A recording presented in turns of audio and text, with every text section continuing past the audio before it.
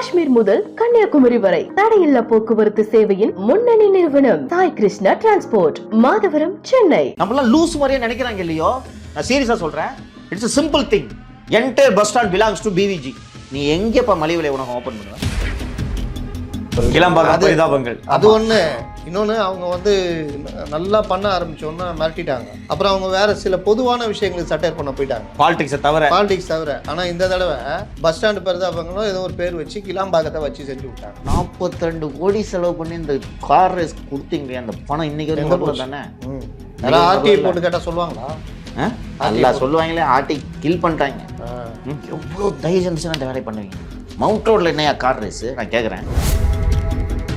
இருந்து வரதே இல்லை அப்படின்னு சொல்லிட்டாங்க. வராது 2500 கோடின்னு இவர் சொல்றது போய்ப்பா. நான் சொல்றேன்ப்பா, 2000 கோடியில் 10 பைசா வராதுப்பா. பார்க்கலாமா? அண்ணன் CV சண்முகம் அல்ல, எடப்பாடி பழனிசாமி கூட போய் திரு ராமதாஸ் அவர்களை சந்திக்கட்டும். அவர்கள் கேட்கும் தொகை இந்த முறை கொடுக்கப்படாது. அந்த போட்டோ யார் லீக் பண்ணா? அதிமுக தரப்புல இருந்து PMK. முக்கியமா இந்த தேர்தலில் பார்க்க வேண்டியது அண்ணாமலை. அவர் தலைமையில் இந்த தேர்தலை BJP அணுக போகிறது. அவருக்கு அது பிரஸ்டீஜ் இஷ்யூ. 26 வரைக்கும் அண்ணாமலை தலைவராக இருப்பார் பாஜக. அதுக்கு நீங்கள் 24ல் பெர்ஃபார்ம் பண்ணணும். என்ன இன்வெஸ்ட்மெண்ட் போய் நீ வாங்குவ? ஆஸ்திரேலியா நீ சொல்லுப்பா. நீ ஒரு மெயில் போட்டால் வந்து இன்வெஸ்ட் பண்ண மாட்டானே. கங்கார் குட்டி வாங்க வர ஏப்பா ஈமு கோழி மாதிரி. இப்போ இந்த ஸ்பெயினில் புல்லு எருது வாங்கிட்டு வர மாதிரி ஆஸ்திரேலியாவில் கங்கார் குட்டி இப்போ வந்து விமான நிலையத்துக்கு மீனம்பாக்கத்துக்கு வந்து பேட்டி கொடுப்பார். இவ்வளோ முதலீடு வந்துகிட்டே இருக்கு முதலீடுன்னு சொல்லுவாரு. அப்படியே கேரி பண்ணுவாங்க. விமான நிலையத்துக்கு போய் நின்றுக்கலாமா? நிக்கலாம், நம்ம போய் கேட்கலாம். இல்ல இவங்க இதுக்கு ஜனங்க கேள்விப்பாங்க. யாருக்குமே இந்த பயம் இல்லை, தெரியுதா? சாதாரணமாக தயாரிக்கப்பட்ட பட்ஜெட் அல்ல. ஸ்பெயினில் உட்கார்ந்து குடிச்சிட்டியா? தேறிட்டியா நீ? முடி.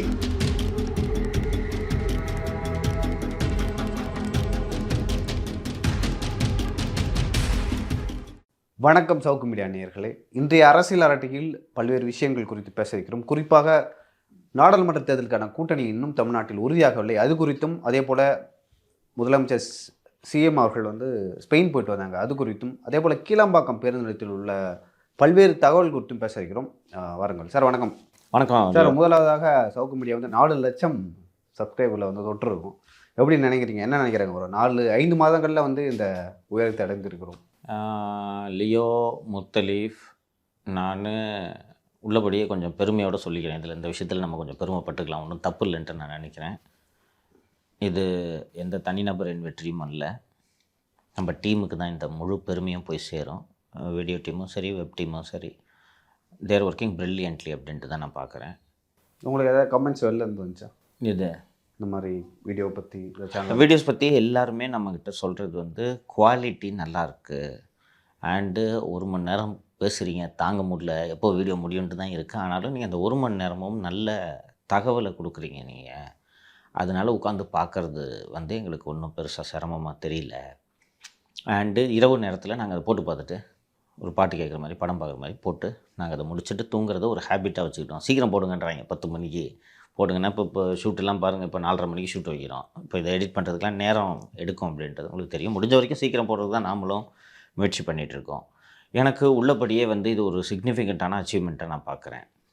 இந்த சாதனைக்கு நம்ம டீமோட உழைப்புன்றதெல்லாம் தனியாக தூக்கி ஓரமாவீங்க. இந்த 4 லட்சம் நாம் விரைவாக எட்டியதற்கு முழுக்க எல்லா புகழும் நமது நேயர்களுக்கு தான் போய் சேரும் அப்படின்ட்டு நான் நினைக்கிறேன். ஒரு புதிய சேனல், இன்னொன்று நம்மளை தான் வந்து இவங்க ஜேர்னலிஸ்மே எங்களுக்கு தெரியாது, யூடியூப்லாம் சொல்லிட்டு இருந்தாங்க. யூடியூபர்ஸ் அவங்களாம் சைக்கிள் டியூப், நம்ம யூடியூப் சொல்லிட்டு இருந்தாங்க. ஆனால் மக்கள் நாம் தொடர்ந்து இதை ரெக்கார்ட் பண்ணிட்டுருக்கோம். மக்களுக்கு எது உண்மையான நியூஸு, எது நல்ல செய்தி, நல்ல கண்டென்ட்டை யார் கொடுக்குறா, பரபரப்புக்காக தம்புநெயில் நல்லா வைக்கணுன்றதுக்காக பொய்யெல்லாம் போட்டு விடாமல் விஷயம் இருந்தால் தான் நம்ம பேசுகிறோம் அப்படின்றதெல்லாம் மக்கள் பார்த்து தெரிஞ்சுக்கிட்டு தான். ஸோ இந்த சேனலுக்கு சப்ஸ்கிரைப் பண்ணோன்னா கொஞ்சம் நல்ல நியூஸ் கிடைக்கும் அப்படின்றதுனால தான் பண்ணுறாங்க. சும்மா இல்லைன்னா ஆசைக்கெல்லாம் யாரும் பண்ணுறதில்ல. அதனால் முழுக்க இந்த 4 லட்சம் சப்ஸ்கிரைபர்ஸ் அப்படின்ற இந்த இலக்கு வந்து இந்த கிரெடிட்டு நேயர்களுக்கு தான் சாரும். அண்ட் இவ்வளோ விரைவாக நேயர்கள் நமக்கு ஆதரவு கொடுக்கறத மனசில் வச்சுக்கிட்டு நாம் இன்னும் கூடுதல் பொறுப்போட கவனமாக வேலை செய்யணுன்ட்டு நமக்கு இது வளர்ச்சி அடைய பொறுப்புகள் கூட்டிகிட்டு இருக்குன்னு தான் நான் பார்க்குறேன். அச்சமாக இருக்குது, கரெக்டாக கொடுக்கணுமே, இவங்களுக்கு ஏற்ற மாதிரி செய்திகளை தீனியாக நம்ம தரணுமே அப்படின்ற ஒரு அச்சமும் நமக்கு இருக்குது. தேடி கொடுக்கலாம். சின்ன டீம் தானே வச்சுருக்கோம். நம்ம என்ன பெருசாக இவ்வளோ பெரிய டீமாக வச்சுருக்கோம். சேட்டலைட் சேனலில் இருக்கிற அளவுக்கு டீம் நம்ம டீம் இல்லை இருக்குது. வெளியில் நான் கேட்கும்போது எத்தனை பேர் இருப்பீங்க, நம்ம டீமோட ஸ்ட்ரென்த்து சொன்னால் இவ்வளோ கம்மியாக வேலை செய்கிறீங்களா, ப்ரொடக்ஷன் ரொம்ப அதிகமாக இருக்குது, ரொம்ப கம்மி மேன் பவர் ரொம்ப கம்மியாக இருக்குது அப்படின்னு சொல்லிட்டு நிறைய சொல்லிருக்காங்க வெளியிலையும். நம்ம டீமுக்கு தான் கிரெடிட் போகும். எல்லாருமே நல்லா வேலை செய்கிறாங்க. குயிக்காக இவ்வளோ தூரம் அச்சீவ் பண்ணதுக்கு, இந்த குவாலிட்டி அச்சீவ் பண்ணதுக்கு ஒரு நல்ல ஒரு சிக்னிஃபிகண்ட்டான லேண்ட்மார்க்காக வந்து நம்ம சேனல் உருவானதுக்கெலாம் காரணம் எல்லாரோட உழைப்பு அண்டு நேயர்களோட சப்போர்ட்டு தான். நீங்கள் என்ன சொல்கிறீங்க முத்தலீஃப்? முதல்ல வந்து நேயர்களுக்கு நன்றி தெரிவிச்சுக்கணும். அதே மாதிரி பத்திரிகை துறையில் நம்ம பல்வேறு சொன்ன நம்ம மேலே இருக்கிற நம்பிக்கையில் பேசுகிற நண்பர்கள், அவங்க சொல்கிற ஆலோசனைகள், அதை பல வகையில் நம்ம வந்து கடைபிடிக்கிறோம். வெளியிலேருந்து ஆதரிக்கிற நல்ல உள்ளங்கள், அவங்களே வந்து பலரும் பல ஆலோசனைகள் சொல்கிறாங்க. அவங்களுக்கெல்லாம் நம்ம நன்றி தெரிவிக்கணும். நீங்கள் பார்த்தீங்கன்னா நீங்கள் ஒரு 171 வரைக்கும் நீங்கள் தேர்த்தி வச்சுருந்தீங்க உங்களுடைய பர்சனல். ஆமாம், 1,71,000. அதில் இருந்தால் நம்ம செப்டம்பர் 1லேருந்து ஆகஸ்ட் லாஸ்ட்லேருந்து ஆகஸ்ட்ல ஸ்லோவாக ஸ்டார்ட் பண்ணோம். செப்டம்பர் தான் அஃபிஷியலாக. ஆமாம், அஃபிஷியலாக. அது பார்த்தீங்கன்னா ஒரு நாளைக்கு 1000ன்றது அளவுக்கு வேகமாக. இத்தனைக்கும் நம்ம வந்து சப்ஸ்கிரைப் பண்ணுங்கள், மோடியே சொல்லுகிறாரு சப்ஸ்கிரைப் பண்ணுங்க. நம்ம அது மாதிரிலாம் சொல்கிறோம். ஒரு வாட்டியோ 2 வாட்டியோ போட்டேன்னு நினைக்கிறேன். சொல்கிறது இல்லை. ஆனாலும் வந்து சப்ஸ்கிரைப் பண்ணுங்கள், பெல் பட்டன் அமுக்குங்க, இதெல்லாம் பண்ணுங்கள். இன்னும் கொஞ்சம் வரணும். இது ஒரு பார்ட்டு. 4 லட்சம்ன்றது ஒரு வேகமான வளர்ச்சி. ஆனால் போக வேண்டிய தூரம் ரொம்ப இருக்குது முத்தலீஃப். மற்றவர்களோட கம்பேர் பண்ணும்போது நம்ம வந்து 4 லட்சத்துக்கு பெருமைப்பட்டு கொண்டாலும் பெரிய தூரத்தில் ரொம்ப பேர் இருக்காங்க. ஆனாலும் அந்த பார்க்குற அந்த இது இருக்குல்ல, வியூவர்ஷிப் வந்து அவங்களும் அவங்களோட ஈக்குவலாக இருக்கும். சில இடங்களில் முந்துகிறோம். அப்போது நமக்கு அந்த எண்ணிக்கை அப்படின்றத தாண்டி பெரிய வரவேற்பு இருக்குதுன்னு சொல்லலாம். அதற்கு காரணம் யாரும் தொடாத விஷயத்தை தொடுவது, கண்டிப்பாக உள் தகவல்களை தருவது, அந்த தகவலும் உண்மையாக இருப்பது. நம்ம அதை கூடிய வரைக்கும் உண்மையான தகவலே கொடுக்க ட்ரை பண்ணுறோம். 10-20% வந்து மிஸ் ஆகலாம். ஆனால் 10% தான், 20லாம் கிடையாது, 10% மிஸ் ஆகலாம். அந்த இதில் வந்து என்னென்னா, நமக்கு நீங்கள் சொன்ன மாதிரி 1 hour அப்படின்றது எல்லாருமே சொல்கிறது. நாங்கள் வந்து 1 hour ஸ்பெண்ட் பண்ணுறதான்னு பார்க்குறோம். ஆனால் அரை மணி நேரத்தில் ஆஃப் பண்ண முடியல. அடுத்த 20 நிமிஷத்தில் என்ன இருக்க போன்றதுனால இதுன்னு இதுலேருந்து பல்வேறு தகவல்களை வேறு சிலரும் எடுத்துக்கிட்டு அவங்களும் அதில் ட்ராவல் பண்ணுறாங்க. அந்த வகையிலையும் நம்ம வந்து பெரிய இது பண்ணுறோம். இது மட்டுமே அப்படின்னு திருப்தி அடைய முடியாது. பல மாற்றங்களை கொண்டு வர வேண்டிய நிலையிலையும் இருக்கிறோம். அதாவது இந்த கொடுக்குற இந்த டைப் இருக்குது அரட்டை, இதுவே வந்து நம்ம இதில் என்னென்ன டெவலப் பண்ணலாம், இன்னும் பொலிட்டிக்கலாக என்னென்ன விஷயங்கள் கொடுக்கலாம். இப்போ கொஞ்சம் சோலோ கொடுக்க ஆரம்பிச்சிருக்கோம். விஷயங்களை தகவல்களை திரட்டி மற்றவர்கள்லாம் கொடுக்குறதில்ல. இப்போ பார்த்தீங்கன்னா கிரவுண்டு ரொம்ப காலியாக இருக்குது. நேற்று கூட ஃபேக்ட் செக் கொடுக்குறேன். அது கொடுத்தவொன்னே ஒரு நண்பர் கூப்பிட்டு பாராட்டுறாரு. சவுத் இந்தியாவிலே இந்த மாதிரி விஷயங்கள் எந்த மீடியாவும் தொடல. குறிப்பாக தமிழ்நாட்டில் ஃபேக்ட் செக் பற்றி யாருமே பேசலை. அந்த தம்பி ஒருத்தர் இருப்பார், ஃபேக்ட் செக் தம்பி, 3 லட்ச ரூபா தெண்ட சம்பளம் வாங்கிட்டு ஒருத்தர். அவர் தான் இது யாரும் எடுக்கலன்னு தேடிட்டு இருக்காரு. அதோடைய ஃபேக்டை வந்து செக் பண்ண போயிருக்காரு. அப்போ இந்த மாதிரி விஷயங்களை கொடுக்கறதுக்கு அப்போ அவங்க சொல்கிறாங்க, இந்த மாதிரி கொடுங்க, தேடி கொடுங்க, உள் தகவலை கொடுங்க, சட்டம் சார்ந்த விஷயங்களை கொடுங்க, அப்படி அரசியல் இதுன்னு நல்ல வரவேற்பு இருக்குது. அவங்களுடைய தேவைகளை நம்ம வந்து நிறைவேற்றுவோம். இன்னும் இதை என்னென்ன டெவலப் பண்ண முடியுன்றதை யோசிச்சுக்கிட்டே இருக்கிறோம். அப்பப்போ நம்ம பரிச்சை பண்ணி பார்த்துக்கிட்டு இருக்கிறோம். அந்த வகையில் அடுத்தடுத்து கட்டங்கள் நகர்வோம். கூடிய விரைவில் 1 மில்லியன் அப்படின்றத எனக்கு வந்து அது எலெக்ஷன் கொஞ்சம் நெருக்கத்தில் அந்த தேர்தல் ரிசல்ட்ஸ் வரல, அந்த நெருக்கத்திலே வந்து 1 மில்லியன் அச்சீவ் பண்ணுறோம் அப்படின்னு நினைக்கிறேன். அது வந்து நீங்கள் வந்து யோசிப்பீங்க, ரொம்ப பெரிய டார்கெட் தம்பி. இல்லை நீங்கள் நினைக்கிறீங்க இந்த வருட முடிவில் வேணால் சொல்லலாம். 2025 சின்ன நம்பரில் இல்லை சார். ஆக்சுவலாக நம்ம இப்போ தான் 3 லட்சம் பண்ணோம், டிசம்பரில் பண்ணோம். இது February. நீங்கள் மந்த்லி 1 லட்சம் வச்சாலும் எலெக்ஷன் டைமில் வந்து ஒர்க் அதிகமாக இருக்கும். வீடியோவில் வேலையை செய்வோம், கடுமையாக உழைப்பு போடுவோம். ஒரே ஒரு விஷயம் சந்தோஷமாக சொல்லிக்கிறேன், உளவுத்துறையில் ஒரு டீமே போட்டிருக்காங்க நமக்காகயா. இதில் வர கண்டென்ட்டை எடுத்து படிச்சுட்டு டப்புன்னு நோட்டு போட்டு அனுப்பணும் அப்படின்றதுக்காக. ஏன் அவங்களுக்கும் கண்டென்ட் கிடைக்கும். நம்ம கிட்டே கேட்டால் நாமளே சொல்லுவோம்ல, என்கிட்ட கேட்டால் என்ன பேசுனீங்கன்னு சொன்னால் நாமளே சொல்லிடணும். அது இம்மீடியட்டாக நோட்டு போடணுன்றதை கொஞ்சம் நாளைக்கு முன்னாடி ட்வீட் போடுறது பற்றி மட்டும் ஆரம்பிச்சிருந்தாங்க. அதுக்கப்புறம் வந்து இப்போ ஏன்னா ஒரு 1 hour கண்டென்ட் நோட் உளவுத்துறை வேலை செய்கிறாங்கன்றீங்க. இல்லை போட்டு அனுப்புகிறாங்க. இல்லைன்னா இது வேலை செய்கிறாங்கன்னா எப்படி செய்கிறாங்கன்னா, இதில் இந்த மாதிரி இவங்க பேசுகிறாங்க, இவங்களுக்கு இந்த தகவலை யார் கொடுத்ததுன்னு தேடுற வேலையே செய்கிறாங்க. ஒன்று, ரெண்டாவது டெஃபர்மேஷன் ஏதாவது அதெல்லாம் போட்டுட்டு சார் இந்த மாதிரி ஒரு வார்த்தை, அதில் ஒரு வார்த்தை வந்துருச்சு, அப்படி டப்புன்னு ஒரு எஃப்ஐஆர் போடுங்கன்ட்டு அந்த வேலைகளை வந்து வேகமாக அவங்க செய்வாங்க அப்படின்னு தான் பார்க்கலாம். அது ஒன்று. நம்ம இன்னொன்று அந்த எலெக்ஷன் நெருக்கத்தில் நம்ம கொடுக்குற அந்த தகவல்கள் சர்வே உட்பட நம்ம வந்து முயற்சி பண்ணி கொடுக்க ஆரம்பிப்போம். அதாவது யார் ஜெயிக்கிறது எந்த தொகுதின்ற வரைக்கும் கொண்டு போகலாம், நல்லா பண்ணலாம் அப்படின்றது. சரிங்க சார். இப்போது எலெக்ஷனை பற்றி பேசும்பொழுது அதிமுக கூட்டணி ஒரு பக்கம் இருந்தாலும் பாஜக வந்து சோஷியல் இன்ஜினியரிங் பண்ணி தமிழகத்தில் ஒரு முதல் முறையாக வந்து ஏன்னா வட இந்தியா தான் பண்ணியிருந்தாங்க. தென்னிந்தியாவில் குறிப்பாக தமிழ்நாட்டில் வந்து அதை கையில் எடுக்க போகிறாங்கன்னு சொல்லிட்டு நீங்கள் பேசிகிட்டு இருந்தீங்க. ஸோ அது பேசும்பொழுதே இன்றைய தினம் நேற்றைய தினமே வந்து சிவி சண்முகம் அவர்கள் வந்து ராமதாஸை போய் பார்த்தார். ஒருவேளை பாஜக கூட்டணி போக போகுது என்ற தகவல் அறிந்து தான் வந்து சிவி சண்முகம் அவர்களை போய் பார்த்தாரா? என்ன போயிட்டுருக்கு? பாட்டாளி மக்கள் கட்சியை பற்றி இங்கே ஒரு 20-25 வருஷமாக பார்த்துட்டு இருக்கவனுக்கு கரெக்டாக தெரியும். அதான் நம்ம ஏற்கனவே நம்ம சேனலே பேசியிருக்கோமே, இந்த சிறு கட்சிகள் ஒரு 3-4% வாக்கு வங்கி வைத்திருக்கக்கூடிய கட்சிகள், அவர்களுக்கு தேர்தல் வந்தால் தானே கவனிப்பே அவங்களுக்கு இருக்கும், அக்கறையே வரும். அதனால் இந்த மாதிரி தேர்தல் வந்துச்சுன்னா வியாபாரத்தை எல்லா பக்கமும் ஓப்பன் பண்ணி வைக்கிறது பாட்டாளி மக்கள் கட்சிக்கு புதிதல்ல. பிஜேபி கூட்டணிக்கு தான் அவங்க போவாங்கன்ற இண்டிகேஷன் இருந்த நிலையில் நேற்று திரு சிவி சண்முகம் அவர்கள், எம்பி திரு சண்முகம் அவர்கள் போயிட்டு ஒரு மருத்துவர் ஐயா திரு ராமதாஸ் அவர்களை பார்த்துருக்கிறார். ஒன்றும் இல்லைங்க, வளவலாம் உடச்சி பேசிகிட்டு இருக்க வேணாங்க, என்னங்க 7 இல்லைன்னா 8 தருவாங்க இல்லையா, அவ்வளோதான் மொத்தம். இவங்க 7 கேட்பாங்க, அவங்க 6 தரேன் இல்லைன்னா 4 தரேன்ட்டு சொல்லுவாங்க.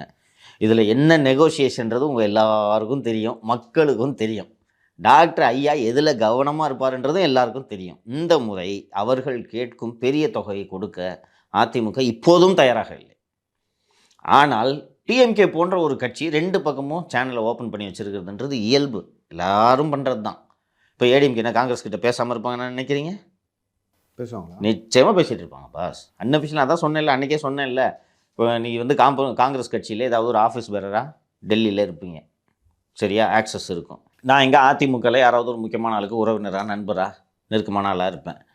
அப்படி வந்து பேசிகிட்டு இருக்கும்போது இப்போ நானும் இயல்பாக சந்திச்சுக்கிறேன்னு வச்சுக்கிங்களேன். சந்திச்சுக்கணும்னு வச்சுக்கிட்டா என்ன போயிட்டுருக்கு அப்படின்னு கேட்டோன்னா, இல்லை அலையன்ஸுக்கு வர்ற மாதிரி எங்கள் சைடு ரெடியாக இருக்காங்கன்னு சொன்னால் நான் உடனே உங்கள்கிட்ட சொல்லுவேன், இல்லை எங்கள் ஆளுங்களும் ரெடியாக இருக்காங்க, என்ன டேர்ம்ஸு அப்படின்ட்டு சொன்னோன்னே நீங்கள் போய் உங்கள் தலைமைக்கிட்ட சொன்ன உடனே அன்அஃபிஷியலாக இந்த டாக்ஸு நடந்துக்கிட்டே இருக்கும். எல்லா கட்சியும் இதை பண்ணும். பாட்டாளி மக்கள் கட்சி இதை வெளிப்படையாகவே செய்யும். அதனால் இதில் ஒன்றும் பெரிய வியப்பு இல்லை. ஒரு விஷயம் தெளிவாக சொல்லிக்கிறேன், அண்ணன் சிவி சண்முகம் அல்ல, எடப்பாடி பழனிசாமி கூட போய் திரு ராமதாஸ் அவர்களை சந்திக்கட்டும். அவர்கள் கேட்கும் தொகை இந்த முறை கொடுக்கப்படாது. சீட்டு செலவுக்கு காசு இவ்வளோதான். ஏன்னா 300 ரூபா கேட்குறாங்க. அந்த 300 ரூபாயை ஒரு 6 தொகுதிக்கு 50-50ன்னு கொடுத்து விட்டானா ஏடிஎம்கே வேட்பாளருக்கு செலவு பண்ணிட்டு போகிறது. அதை இன்னொன்று இருக்கிற காசை தூக்கி 300 ரூபாயை இப்போ கொடுத்துட்டிங்கன்னா 26க்கு யார் செலவு பண்ணுவா? தொடர்ந்து 5 வருஷம் அதிமுக ஆட்சியில் இல்லைன்றதை நீங்கள் மறந்துடக்கூடாது. எல்லாம் சம்பாரிச்சு வச்சுருக்காங்க, மொத்த துட்டியும் தூக்கி இப்படி கொடுத்துட்டானா அதுக்கப்புறம் செலவுக்கு என்ன பண்ணுவீங்க? இன்னொன்று, பாமக கட்சிக்கு நீங்கள் இவ்வளோ பணத்தை கொடுத்து செலவு பண்ணிங்கன்னா அதிமுக வேட்பாளர் கஷ்டப்படுவானே, அவன் என்ன சொல்லுவான்? ஒரு திருவள்ளூரில் திரு டாக்டர் வேணுகோபாலுக்கு சீட்டு கொடுக்குறதா சொல்லிட்டு இருக்கிறாங்க, காசு இல்லை அவர்கிட்ட. அந்த 50 எடுத்து நீங்கள் அவர்கிட்ட கொடுத்து செலவு பண்ண போனால் சந்தோஷமாக பண்ணிட்டு போகிறாரு.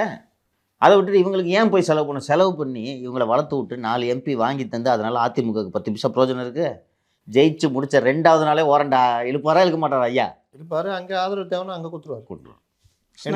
அப்போது அதிமுக கோணத்துலேருந்து பாருங்கள், உனக்கு சீட்டு கொடுத்து செலவுக்கு பணம் கொடுத்து இப்போ அங்கே ஜாயின் பண்ணிட்டு போக நான் எதை பண்ணணும்? போன தடவை யார்கிட்ட நின்றாங்க? எம்எல்ஏ சட்டமன்றம் அதிமுக தான். அதிமுக இப்போ நாடாளுமன்றம் அதிமுக தான். எஸ். ஆனால் இப்போ வந்து என்டிஏக்கு பேசிக்கிட்டு இருக்காங்க. பண்ணத்தான் செய்வாங்க. எல்லா கட்சிகளும் இந்த நேரத்தில் கவனமாக நெகோஷியேட் பண்ணுன்றதுல ஆர்வமாக தான் இருப்பாங்க. திரு சண்முகம் அவர்கள் பார்த்ததுனால கூட்டணி இறுதின்ற முடிவுக்கெல்லாம் நம்ம வர முடியாது. அந்த ஃபோட்டோ யார் லீக் பண்ணா? அதிமுக தரப்புலேருந்து பிஎம்கே. நான் இங்கே திரு சண்முகம் அவர்கள் தரப்பில் விசாரித்தேன். அவங்க இது வெளியிலேயே தெரியக்கூடாதுன்றதில் அவங்க உறுதியாக இருந்தாங்க. ஏடிஎம்கே நாங்கள் எங்கே பேசுகிறோம், யார்கிட்ட பேசுகிறோன்றது தெரியக்கூடாது, இது யாருக்கு தெரிய வேணுன்றதுல இவங்க உறுதியாக இருக்காங்க. நானும் அப்புறம் இவங்க ஏடிஎம்கேல கேட்டேன், சார் நீங்கள் 40 தொகுதியிலே வேட்பாளரை ஃபைனலைஸ் பண்ணிட்டீங்கன்னு எனக்கு தெரியும், ஒரு 5-6 பேரை கொடுங்க சார், வெளியில் போட்டு விட்றேன், செய்தியை போட்டு விட்றேன்னு அதிமுகவின் மூத்த தலைவர்கள்ட்ட கேட்டபோது, இங்கே பாரு சங்கர், நாங்கள் 40 தொகுதிக்கும் வேட்பாளரை ஃபைனலைஸ் பண்ணிட்டோன்றது உண்மை. இப்போ இன்னும் கூட்டணிக்கு பேசிகிட்டு இருக்கோம். இப்போ அந்த கூட்டணி கட்சிகளுக்கு ஒரு 5-6 தொகுதி கொடுக்குற மாதிரி இருந்துச்சுன்னா நீ பாட்டுக்கு அனௌன்ஸ் பண்ணிட்டேன், இங்கே அதிமுக வேட்பாளர் அனௌன்ஸ் பண்ணிட்டாங்க, லோக்கலில் சிக்கலாகும், வேட்பாளர் ரெடி பண்ணி வச்சுக்கிட்டோம், ஆனால் பேசிக்கிட்டு இருக்கிறோம் அப்படின்னு சொன்னாங்க. இது இறுதி அல்ல. அநேகமாக இன்றைய நிலவரப்படி, எனக்கு தேதி 5-6 இன்றைய நிலவரப்படி பாமக பிஜேபியோடு தான் போகிறதுக்கான சாத்தியக்கூறுகள் அதிகம் இருக்குது. இன்னொன்று, பிஜேபி இந்த முறை டெஸ்பரேட்ன்றதை நான் மறந்துடக்கூடாது. ஏன்னா இப்போது அதிமுக கூட்டணியிலன்றது சொல்லியாச்சு, 2 பேருக்கு லேசாக சண்டை ஆரம்பிக்குது, இப்போ தான் திட்ட ஆரம்பிச்சிருக்காங்க. ஜெயக்குமார் இன்னைக்கு காலையில் தான் நினைக்கிறேன் நோட்டாவை தாண்ட முடியுமா அப்படின்னு கேட்டிருக்காரு. ஸோ அது ஆரம்பிக்கும். அண்ட் 2 திராவிட கட்சியிலையுமே காலி பண்ணுறதுக்கு பிஜேபி முயற்சி பண்ணுமா பண்ணாதா? ஆமா. அண்ட் அது மட்டும் இல்லாமல் ரொம்ப முக்கியமாக இந்த தேர்தலில் பார்க்க வேண்டியது, அண்ணாமலை அவர் தலைமையில் இந்த தேர்தலை பிஜேபி அணுகப் போகிறது. அவருக்கு அது பிரஸ்டீஜ் இஷ்யூ.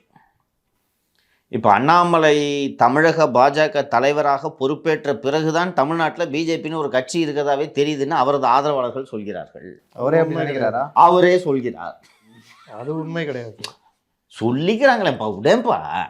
அப்புறம் ஹெச் ராஜாலாம் அந்த காலத்திலே இது எம்எல்ஏவா இருந்தார். பொன்னார் பொன்னார் பொன்னார் பொன்னார் தனியாகவே இது பண்ணாங்க. தனியாகவே கன்னியாகுமரி எம்பி. அந்த சைடு கட்சி வளர்ந்ததுக்கு திரு பொன்னார் அவர்களோட கான்ட்ரிபியூஷன் நம்ம குறைச்சி மதிப்பிடும். பழைய ஆளுங்கப்பா, சிபி ராதாகிருஷ்ணன் கவர்னராக இருக்காரு, இவங்கெல்லாம் பெரிய கான்ட்ரிபியூஷன்.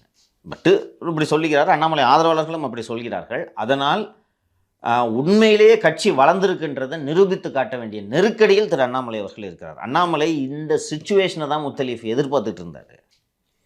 இப்போது நீங்கள் போய் உண்மையிலே பிஜேபியோட வாக்கு சதவீதம் 9% அதிகரித்து அதிமுக கூட்டணியில் நீங்கள் போட்டிட்டீங்கன்னா அவங்க கணக்கில் தானே போகும். ஆமாம். தனியாக உங்களோட வாக்கு சதவீதம் வளர்ந்துருச்சு, நீங்கள் எங்கே கிளைம் பண்ணிக்க முடியும்? இப்போது இன்றைக்கி அண்ணாமலை தலைமையில் இந்த கூட்டணி தேர்தலை சந்திக்குது. அண்ணாமலை அது என்னென்ன பார்ட்டிஸோ இருக்குது சந்திக்குது. இந்த கூட்டணி ஒரு 12% வாங்கிடுது.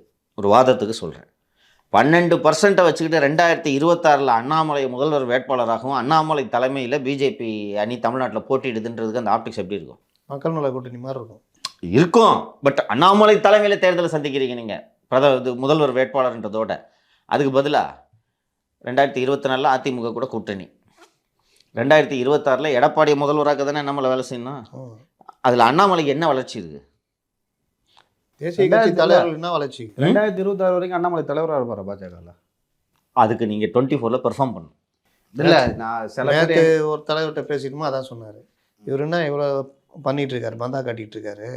2001 2002 காலகட்டத்திலே நாங்கள் பெரிய ஒரு இதை காமிச்சிட்டோம், பர்சன்டேஜ் காமிச்சிட்டோம். இவர் அதை மீறி அதிக பர்சன்டேஜ், அதை விட அதிகமாக காட்டலைன்னா நீங்கள் சொல்கிறது நடக்காது.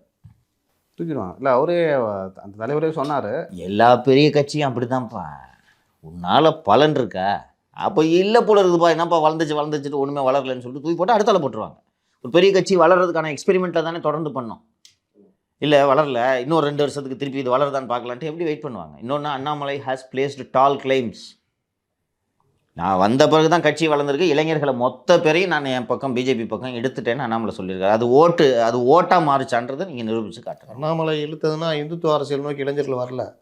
திமுக அதிமுக திட்டுறாரு, அதனால பர்ஃபார்மன்ஸ் அதை புரிஞ்சுக்கிறாருன்னா அங்கே போயிடுவாங்க. அதை புரிஞ்சுக்கிறான்னு நான் நினைக்கிறேன் முத்தலீஃப். மதவாத அரசியலுக்காக நம்ம பின்னாடி யாரும் வரலன்றதை அண்ணாமலை அவர்களும் புரிந்து கொள்வார்னு நினைக்கிறேன். தமிழ்நாட்டில் அது வேலைக்காகாது. அத்திவரதருக்கு போய் 8 மணி நேரம் கியூவில் நின்று இந்த பக்கம் பெரிய கூட்டத்துக்கும் போகிற ஆள் தான் இந்த ஊரில் இருக்கிறான் அப்படின்ட்டு அவரும் புரிந்து கொள்வார் என்று நினைக்கிறேன். ஸோ 26 பிஜேபி தலைமையில் கூட்டணி இப்போ எப்படி அமைதோ அது மாதிரி பிஜேபி தலைமையில் கூட்டணி. அந்த 2 வருஷத்தில் திமுக கவர்மெண்ட்டை பாடாப்படுத்துனா வளரலான்னு நம்புகிறாங்க. ஓகேவா? இந்த வாட்டி இதையும் சொல்கிறேன், ஏற்கனவே சொன்னது தான், பிஜேபி இந்த வாட்டி கொஞ்சம் கீனாகவே சில தொகுதிகளில் இண்டிபெண்ட்டாக ஜெயிக்கணுன்ற அளவுக்கு ஃபோர்ஸாக அவங்க வேலை பார்க்க போகிறாங்க. இப்போதைக்கு அதான், வேறு மற்ற சைட்ல எல்லாம் ஒன்றும் பெருசாக டெவலப்மெண்ட் இல்லை. திமுக கூட்டணியில் வந்து ஒரு மயான அமைதி நிலவுகிறது. பேசுகிறாங்க, போகிறாங்க, வராங்க. இன்னும் இறுதியாகவில்லை. ஏற்கனவே கொடுக்குற 2 தொகுதியில் ஒரு தொகுதியாக தான் என்ன முடிவாக இருக்குமே சார்? ஏதாவது குழப்ப நிலவு தான் அங்கே திமுக கூட்டணி. 40 தொகுதியிலையும் ஜெயிக்க போகிறவங்களுக்கு எதுக்குப்பா பரபரப்பு? ஜெயிச்சிட்டாங்கப்பா. ஏன்பா, ஒரு முக்கியமான தேர்தல் நடக்குது, அந்த தேர்தல் கூட்டணி பேச்சுவார்த்தையெல்லாம் விட்டுட்டு அந்த கட்சியோட தலைவர் ஸ்பெயினில் போயிட்டு சூரியனை எங்கே உதிக்குதுன்னு தேர்ந்துக்கிறாரு. என்ன நினப்பில் இருக்காங்க? நேற்று சொன்னீங்களே என்னமோ, நீங்கள் பாருங்கள் 3 கம்பெனி போட்டுக்கிறாரு அவர். அதுக்குள்ளேயும் வரும் அந்த கம்பெனி ரோக்கா நீங்கள் இன்னைக்கு 3 கம்பெனி போட்டுக்கிறாரு. இந்த புதுசாக கடைசியாக அனௌன்ஸ் பண்ண கம்பெனியில் மேப்ட்ரின்னு ஒரு கம்பெனி இருக்கா? மேப்ட்ரின்னு ஒரு கம்பெனி இருக்குது. அந்த மேப்ட்ரியோட லீகல் கன்சல்டன்ட் அண்ட் கம்ப்ளைண்ட்ஸ் கன்சல்டன்ட்னு ஒருத்தர் இருக்கிறாருன்ட்டு அந்த கம்பெனியே போட்டிருக்கு. அது பேர் என்ன படிப்பா? ராமசாமி கந்தசாமி தான் இருக்கா? வேதா பகத்சிங். யார் இந்த வேதா பகத்சிங்? யார் வேதா பகத்சிங்? பஞ்சாப்காரா? சென்னையில் அரசு கவர்மெண்ட் பெய்டரா இப்போ வேலை செஞ்சுட்டு இருக்காரு. அவர் கம்பெனியா அது? ஏங்க அவர் கன்சல்டன்ட்னு போட்டிருக்கீங்க. அப்புறம் நீங்கள் அதை பார்த்தா அந்த மேப்ட்ரின்னு பார்த்த உடனே ஏதோ பயங்கரமான ஸ்பெயின் கம்பெனி தான் நினச்சிப்பீங்க. அதில் இருக்கிற பேர்லாம் பாருங்கள். வசந்தி, தினேஷ்குமார். எந்த தினேஷ்குமார்? வேற தினேஷ்குமார், ரவீந்திரநாத் ரெட்டி, செந்தூரி புகழேந்தி, ஃபாரின் கம்பெனி மாதிரி தெரில, பெரிய லெவலில் தெரியுது. அல்ஃபோன்ஸ் லூயிசா, பிரியங்கா ரெட்டி, சிவானி வர்மா, பிரியதர்ஷினி, எல்லாம் ஐரோப்பியர்கள் பேராக இருக்கு. சக்கர இதயமணி, இது வந்து செக்கோஸ்லோவேக்கியா. டாடா நாகேஸ்வர் ராவ், சந்திரன், மோனிகா அலெக்சாண்டர், அந்துவன் ராஜ். இது போலந்து. இது தெரியுதாப்பா உங்களுக்கு? இந்த கம்பெனியில் மேப் ட்ரீனிங் இவங்க சொல்லும் கம்பெனியில் பார்த்தாலே இது இந்தியன் கனெக்டட் கம்பெனி. அதில் லீகல் அட்வைசர் யார்னு பார்த்தா என் ஃப்ரெண்டு வேதா அட்வொகேட் இருக்காரு, நல்ல நண்பர். என்னங்க போஸ்ட்டில் இருக்கார் அவர் சொன்னார், இந்த டிஎம்கே கவர்மெண்ட் வந்ததுலேருந்து பேசுறது நிறுத்திட்டார். என்னன்னா சங்கர், நான் கவர்மெண்ட் அட்வொகேட் ஆகிட்டேன், இது மேலே உங்கள்கிட்ட பேச முடியாது அப்படின்னு. சரி பேசாதீங்க சார்னு. அப்புறம் பார்த்தா இதில் இருக்காருப்பா, இந்த கம்பெனியில் இன்வெஸ்ட்மெண்ட் வாங்கிட்டு வராங்க. ஹாப்பக்லாய்டு நேற்றே பார்த்தோம், 77% ஹாப்பக்லாய்டோட இன்கம் ரெவென்யூ அடி வாங்கியிருக்கு இந்த ஃபினான்ஷியல் இயரில். எப்படி 2500 கோடி இன்வெஸ்ட் பண்ணுவாங்க? இன்றைக்கி இன்னும் ஆக்சியோனை பற்றி நேற்றே சொன்னேன், 10 பைசா ஆக்சியோனிலேருந்து வரப்போகிறது இல்லைன்ட்டு. இவங்க சொல்கிற இந்த இன்வெஸ்ட்மெண்ட்டாக மொத்தமாக சுற்றி பார்த்தா 600-700 கோடி இருக்குங்க.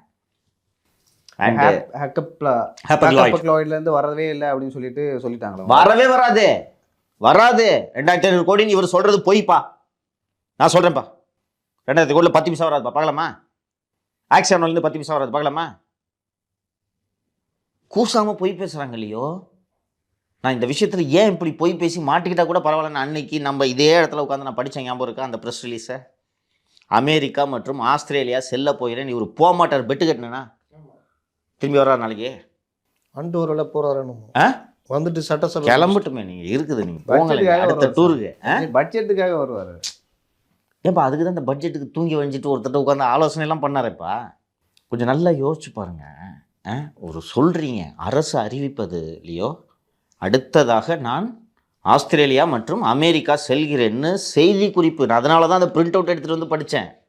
போக மாட்டாங்கன்னு அன்றைக்கே சொன்னேன்னா, வர்றாங்களா? கிளம்புறதுக்கு முன்னாடியே சொன்னேன்னா, ஸ்பெயின் மட்டும்தான், எங்கேயும் போகலன்னு சொன்னேன்னா, இதை இப்படி மாட்டிக்கிறீங்களே நீங்கள். ஓ அப்படி நான் போகிறேன்னு அறிக்கை விட்டுட்டு ஸ்பெயின்லேயே இருந்துட்டு அமெரிக்கா ஆஸ்திரேலியா போன மத்திய அரசு அனுமதி கொடுக்கலையா? இல்லைப்பா, இது என்னென்னா அறிவுன்றதெல்லாம் இல்லை. ஒரு மாதம் முன்னாடி டிஆர்பி ராஜா ஸ்பெயின், ஆஸ்திரேலியா, அமெரிக்கா ஆகிய நாடுகளுக்கு முதலீட்டாளர்களை வரவேற்கிறதுக்காக சுற்றுப்பயணம்னு போட்டிருந்தார். அதை அப்படியே மெயின்டைன் பண்ணுறாங்களாம். அதனால கடைசியாக கொடுத்ததில் ஆஸ்திரேலியா, அமெரிக்கா சேர்த்துக்கிட்டாங்க. இவ்வளோதான். என்ன இன்வெஸ்ட்மெண்ட் போய் நீ வாங்குவ ஆஸ்திரேலியாவில்? நீ சொல்லுப்பா. நீ ஒரு மெயில் போட்டால் வந்து இன்வெஸ்ட் பண்ண மாட்டானே. கங்கார் குட்டி வாங்க ஒரு ஏப்பா ஈமு கோழி மாதிரி. இப்போ இந்த ஸ்பெயினில் புல்லு எருது வாங்கிட்டு வர மாதிரி ஆஸ்திரேலியாவில் கங்கார் குட்டி இல்லையா? இல்லை கங்கார் குட்டி அங்கே மட்டும் தானே இருக்கு. ஆமாம், வேற எங்கேயும் இல்லைப்பா. அதான் புது முயற்சியாக தமிழ்நாட்டு வண்டலூர் ஜூலுக்கு தேவைப்படுது. யோசிக்காமல் இவங்க செய்வாங்கப்பா. நீ தமாஸ்க்கு சொல்கிற என்ன இவ்வளோ தூரம் போனீங்களே ஆஸ்திரேலியாவுக்கு, எங்கே முதலீடு வரலாம் கேட்டால் இந்த பாருங்க வரும்போது ஒரு கங்கார் குட்டியை கூட்டின்னு வந்தோன்னு. அது எங்கே இருக்குன்னு கேட்டால் அந்த சித்தரஞ்சன் சாலை ஸ்விம்மிங் பூலில் குளிக்க விட்டுருவாங்க. அதை வீட்டில் பேர குழந்தைங்கள்லாம் விளையாடுறதுக்கு பாவமாக இருந்துச்சு, அதான் ஆஸ்திரேலியாலேருந்து ஒன்று கூட்டின்னு வந்தோம் அப்படின்ட்டு செய்வாங்க. அது இல்லையோ இந்த ஸ்பெயின் விசிட்டே இவங்க எவ்வளோ அம்பலப்பட்டு போயிருக்காங்க முத்தலீஃப். டேவோ நீங்கள் வந்து கிளம்புற டேட்லேருந்து இவங்க அம்பலப்படுறாங்க பார்த்தீங்களா? கூட்டிகிட்டு போன ஆளுங்கள்ல இல்லை. ஆமாம், நம்ம சொல்கிறோம் ஸ்பெயின் குட்டியுண்டு நாடு, எக்கானமி டவுனு, அங்கே என்னப்பா இன்வெஸ்ட்மெண்ட் நீங்கள் வாங்க போகிறீங்கன்னா நம்மளெல்லாம் சமாதானப்படுத்துறதுக்காக ரோக்கான்னு ஒன்று உருட்டினாங்க, பிடிச்சது காலி பண்ணி வச்சு. ஆக்சியோனான்னு உருட்டினாங்க, 10 பைசா வரப்போகிறதுன்னு தெரிஞ்சாச்சு. போய் அந்த கம்பெனியோட உரிமையாளர்களை பார்க்கலங்க, எம்ப்ளாயிஸை பார்க்குறாருங்க. ஐயோ தெரியுமா உனக்கு? இப்போ நம்ம இங்கே உட்காந்துக்கிட்டு பேசுகிறதுனால உனக்கு தெரியல இல்லையோ. கூட்டம் போயிட்டேன் சிஎம்ஐ ட்ரீட்மெண்ட்டுக்கு தான் போகிறீங்க, ஆனால் முதலீட்டாளர் மாநாடுன்னு புளியாச்சு. அப்போ என்ன பண்ணுவீங்க? உங்களுக்கு இப்போ ஃபோட்டோ கிட்ட ரிலீஸ் பண்ணாங்க, ஒருத்தன் உயிரை எடுத்துக்கிட்டு இருக்கான், ட்வீட்டை போட்டு என்னங்க மணி 7:30 இன்னும் மாநாடு நடக்கலையான்னு போட்டுக்கிட்டு இருக்கான். எப்படி சமாளிக்கிறது? என்ன பண்ணலாம்? உனக்கு யாராவது தெரிஞ்சவங்க இருந்தாங்கன்னா கேளு. அண்ணே அந்த நம்ம கவர்மெண்ட் லீடர் வேதா இருக்கார்ல, அவரு கூட ஏதோ ஒரு ஜெர்மன் கம்பெனியில் வேலை செஞ்சது, அவருக்கு ஃபோனை போடு, அவங்க கம்பெனி பாஸை வந்து சிஎம்ஐ பார்த்துட்டு ஒரு ஃபோட்டோ எடுத்துகிட்டு போக சொல்லு. இப்படி தான் நடந்திருக்கும். இவங்களுக்கு என்னென்னா சரி யார் இப்போ கேட்குறது ஸ்பெயின் முதலீடு பற்றி? யாரும் கேட்கல. வெற்றிகரமான இதுன்னு நேரத்தெல்லாம் போட்டு ஒட்டியிருந்தாங்க. அப்படியே கவர்மெண்ட்லேருந்து என்ன ப்ரெஸ் ரிலீஸ் வருதோ அதை அப்படியே செய்தியாக கேரி பண்ணுறாங்க. பார்த்தீங்களா? பயணம் வெற்றி வெற்றி, ஸ்பெயின் வாழ் தமிழர்களுக்கு முதல்வர் நன்றின்ட்டு இன்னைக்கு வந்திருக்கு. பார்த்தீங்களா? 8 நாள் 9 நாள் ஸ்பெயினில் என்ன பண்ணீங்கன்னு எந்த ஊடகம் கேள்வி எழுப்புச்சு? அதுதான் இவங்களுக்கு தைரியம். புரியுதா? அதுதான் இவங்களுக்கு தைரியம். எனக்கு இன்னைக்கு இது வந்திருந்தான், தேவேந்திரன் வந்திருந்தான் அது கலாட்டாலேருந்து. முதலீடே வராதுன்னு நீங்கள் எப்படி சொல்கிறீங்க? வருணை எப்படிப்பா சொல்கிற? நான் கேட்டது பதில் சொல்லுங்க. இல்லை அதான் இல்லை வருணை எப்படிப்பா சொல்கிறேன்னு கேட்டோன்னே இப்போ தான் சொல்லியிருக்காங்க போக போக வரும் அப்படின்னா. அப்போ போக போக வந்துடும். அப்போ யார் போக போக இல்லை வந்துடும் அப்படின்னு சொல்லிட்டு சொன்னான். சரிப்பா February 2022 துபாய் போன இன்வெஸ்ட்மெண்ட் இன்னும் வரலையே அப்படின்னு கேட்டால் அது மூலமாக வரும். அந்த போக போக வந்து அதுக்கப்புறம் இந்த போக போக போக போக போய் இதை இந்த குடும்பம் தைரியமாக செய்து பார்த்தீங்களா மக்களே?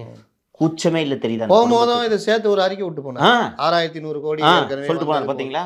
ஃபர்ஸ்ட் வாட்டி நம்ம விமர்சனம் பண்ணோம், அது ஒரு புறம் வச்சுட்டு வீட்டில் இருக்க நண்டு சிண்டெல்லாம் கூட்டுக்கிட்டு ஒரு சிறப்பு விமானத்தில் இங்கேருந்து துபாய் போகிறீங்களே, மக்கள் விமர்சனம் பண்ணுவாங்கன்னு ஒரு ஆட்சியாளருக்கு தோணணுமா தோண வேண்டாமா மக்களே? ஆமாம், நீங்கள் முதலீடுன்னு சொல்கிறீங்க, நண்டு சிண்டெல்லாம் கூட்டிகிட்டு போகிறீங்க, பார்க்குறவங்க என்ன நினைப்பாங்க? போயிட்டு வர்றீங்க, அதுவும் விமர்சனம் ஆகுது, முதலீடு வரல, திருப்பி ஜப்பானுக்கு போகிறீங்க. நீங்கள் இப்போ எந்த நாட்டுக்கு போனாலும் போகிறதுக்கு முன்னாடி உங்கள் மருமகன் போய் அங்கே உட்காந்துக்கிறாரு. ஆமாம், அவருக்கு அரசு துறையா. ஆனால் இது எந்த தயக்கம் இல்லாமல் திருப்பி திருப்பி இவங்க பண்ணுறாங்க தெரியுதா? ஏதாவது கவலைப்படுறாங்க நினைக்கிறியா? அது காரணம் எந்த மீடியாவும் யாரும் வந்து இதை பற்றி வெளியில் பேசுறது. யாராவது கேட்டால் தான் சார் கவலைப்படுவாங்க. அதுதான்ப்பா. இப்போ வந்து விமான நிலையத்துக்கு மீனம்பாக்கத்துக்கு வந்து ஒரு பேட்டி கொடுப்பார், இவ்வளோ முதலீடு வந்துச்சு, வந்துக்கிட்டே இருக்கு முதலீடுன்னு சொல்லுவார். அப்படியே கேரி பண்ணுவாங்க. விமான நிலையத்துக்கு போய் நின்றுடலாமா? நிற்கலாம், நம்ம போய் கேட்கலாம்.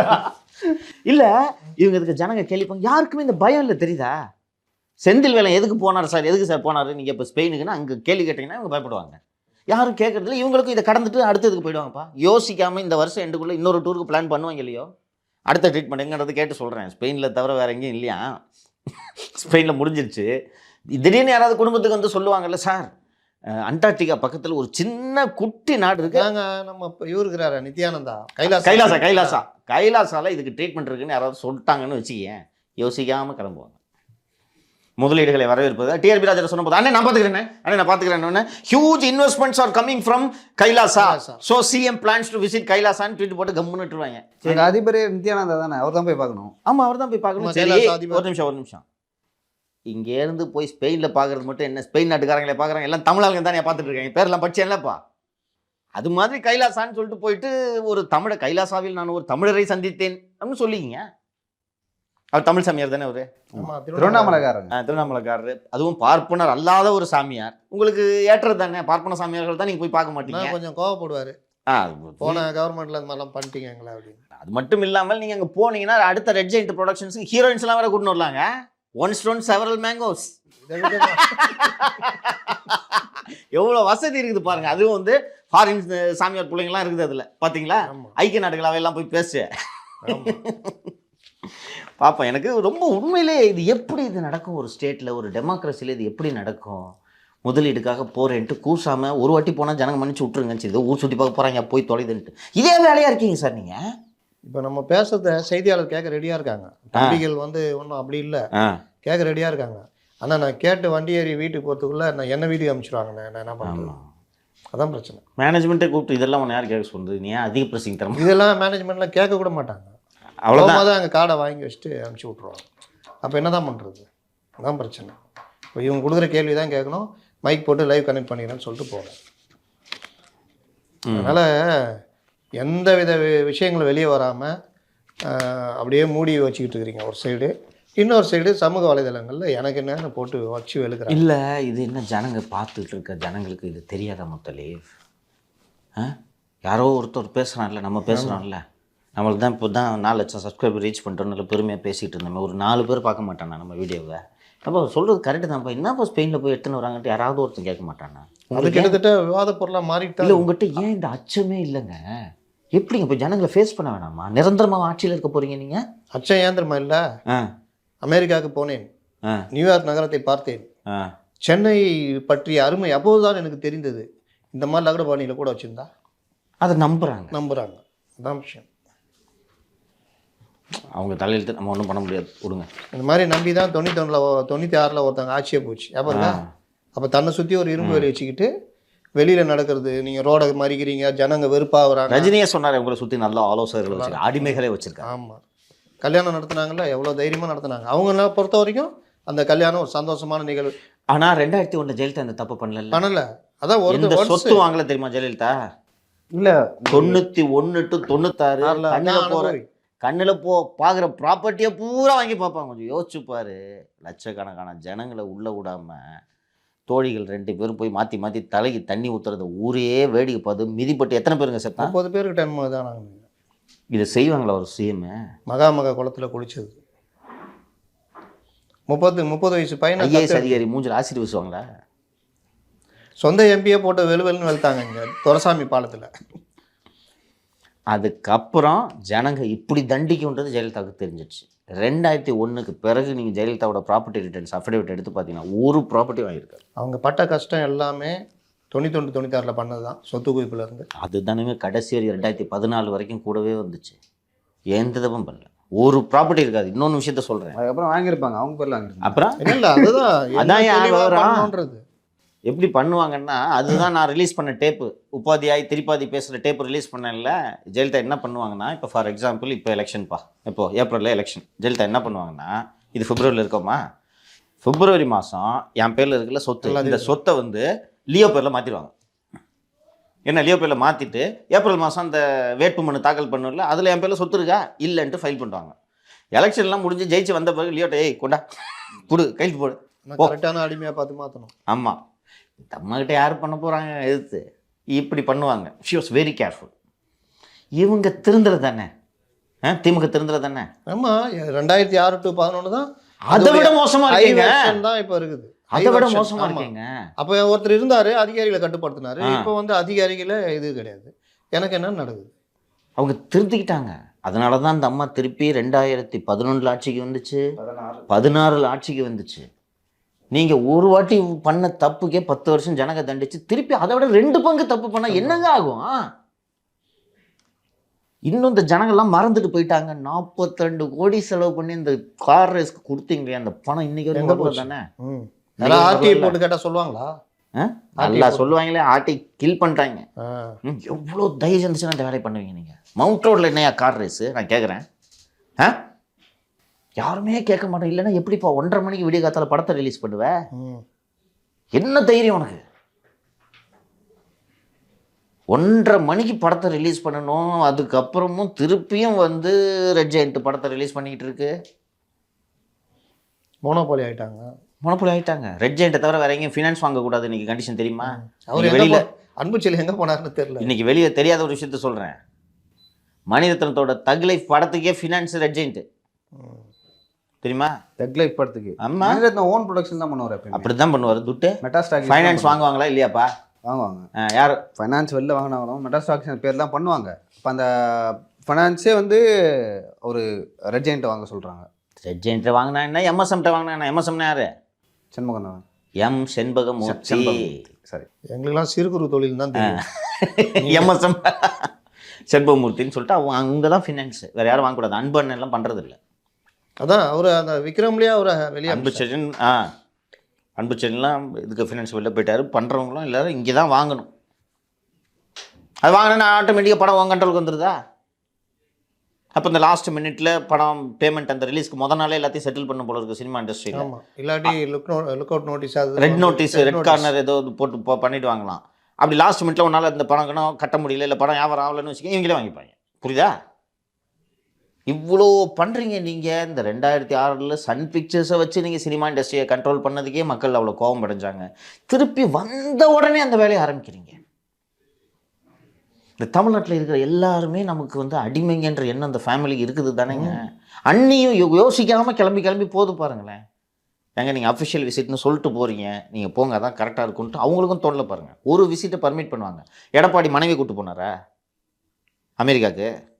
சரியாகவும் இல்லை மனைவி போகிறது கூட நீங்கள் வந்து பெருசாக இது பண்ண முடியாது. இப்போ ஜனாதிபதி இவங்கெல்லாம் போகிறாங்க, ஓகே, அது அவங்க போவாங்க. ஒரு சின்ன டிஃப்ரென்ஸ், இன்டெலிஜென்ஸ் ஐடி வேணால் கூப்பிட்டு போவாங்க. இல்லை சின்ன டிஃப்ரென்ஸ் இருக்குது முத்தலீஃப்.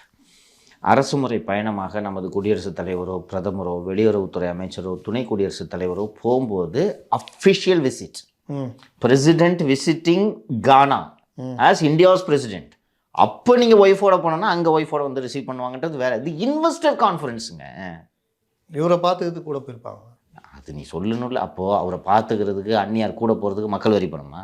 போன வாட்டி சொன்னீங்களே துபாய்க்கு போனப்போ, இல்லை அவங்க கட்டிட்டாங்க பணம்னு சொன்னீங்கல்ல, அது மாதிரி கவர்னர்கிட்ட இந்த மாதிரி வாரண்ட் எடுத்தப்போ கவர்னர் சொன்னார், ஞாபகம் இருக்கா? கவர்னர் ஒரு திருமணம் நடத்தினாரு, அதுக்கு வெளியில இருந்து சாப்பாடுலாம் வந்துச்சு அப்படின்ட்டு தயாநிதி மாறன் குற்றச்சாட்டு சுமத்தினார், நினைவு இருக்கா? அப்போ கவர்னர் ஆஃபீஸ்லேருந்து பில் வந்து, ஞாபகம் இருக்கா? எல்லாருக்கும் செலவை ஆளுநர் ஏற்றுக்கிட்டாருன்னு. நான் இது என்ன சொல்கிறேன், உங்களை யாரும் கழுத்தை சீவிட போகிறதில்ல. பட் இருந்தாலும் இந்த ட்ரிப்புக்கு போகிறோம், என் மனைவி என் கூட வரணும், அவருக்கான செலவுகளை நாங்கள் ஏற்றுக்கொள்கிறோம்.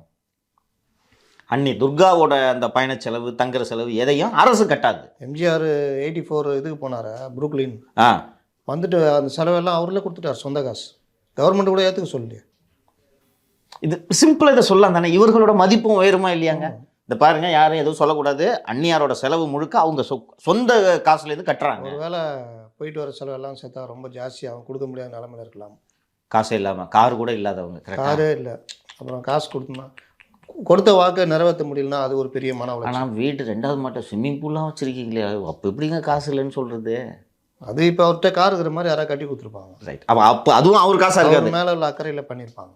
நம்ம சேகர் பாபானை கூட சிஎம்டியில் தான் இருக்காரு, கட்டி கொடுத்துருக்கலாம். ரைட்டு, சேகர் பாபானோட தான் ஞாபகம் வருது. அடுத்தது என்ன?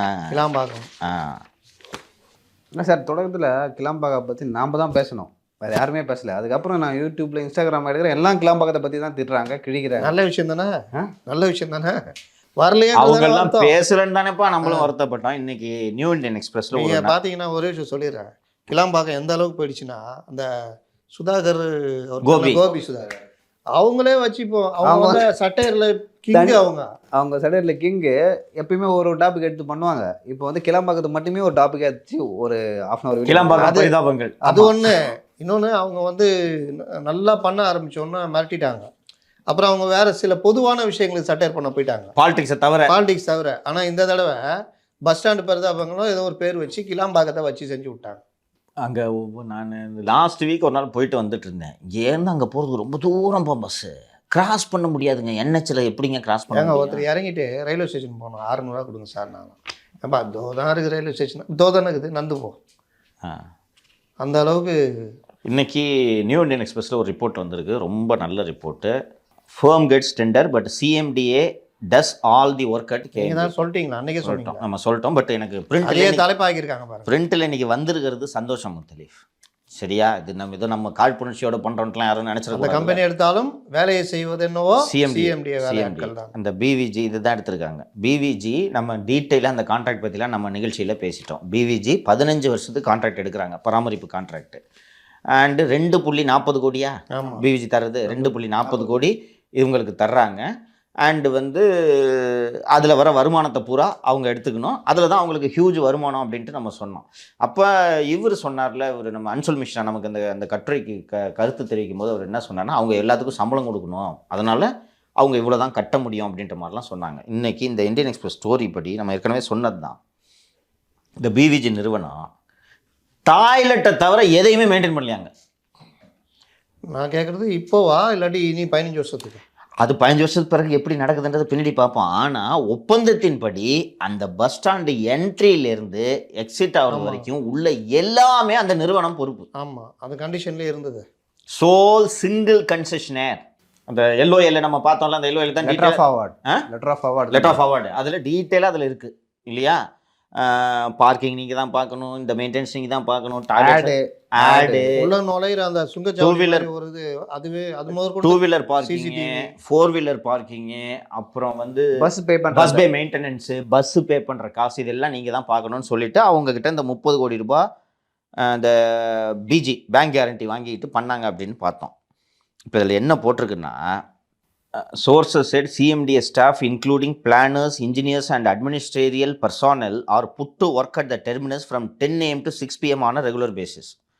யார் CMDAல planner, engineer, administrative, ministerial staff அத்தனை பேரையும் கிளாம்பாக்கம் டியூட்டி.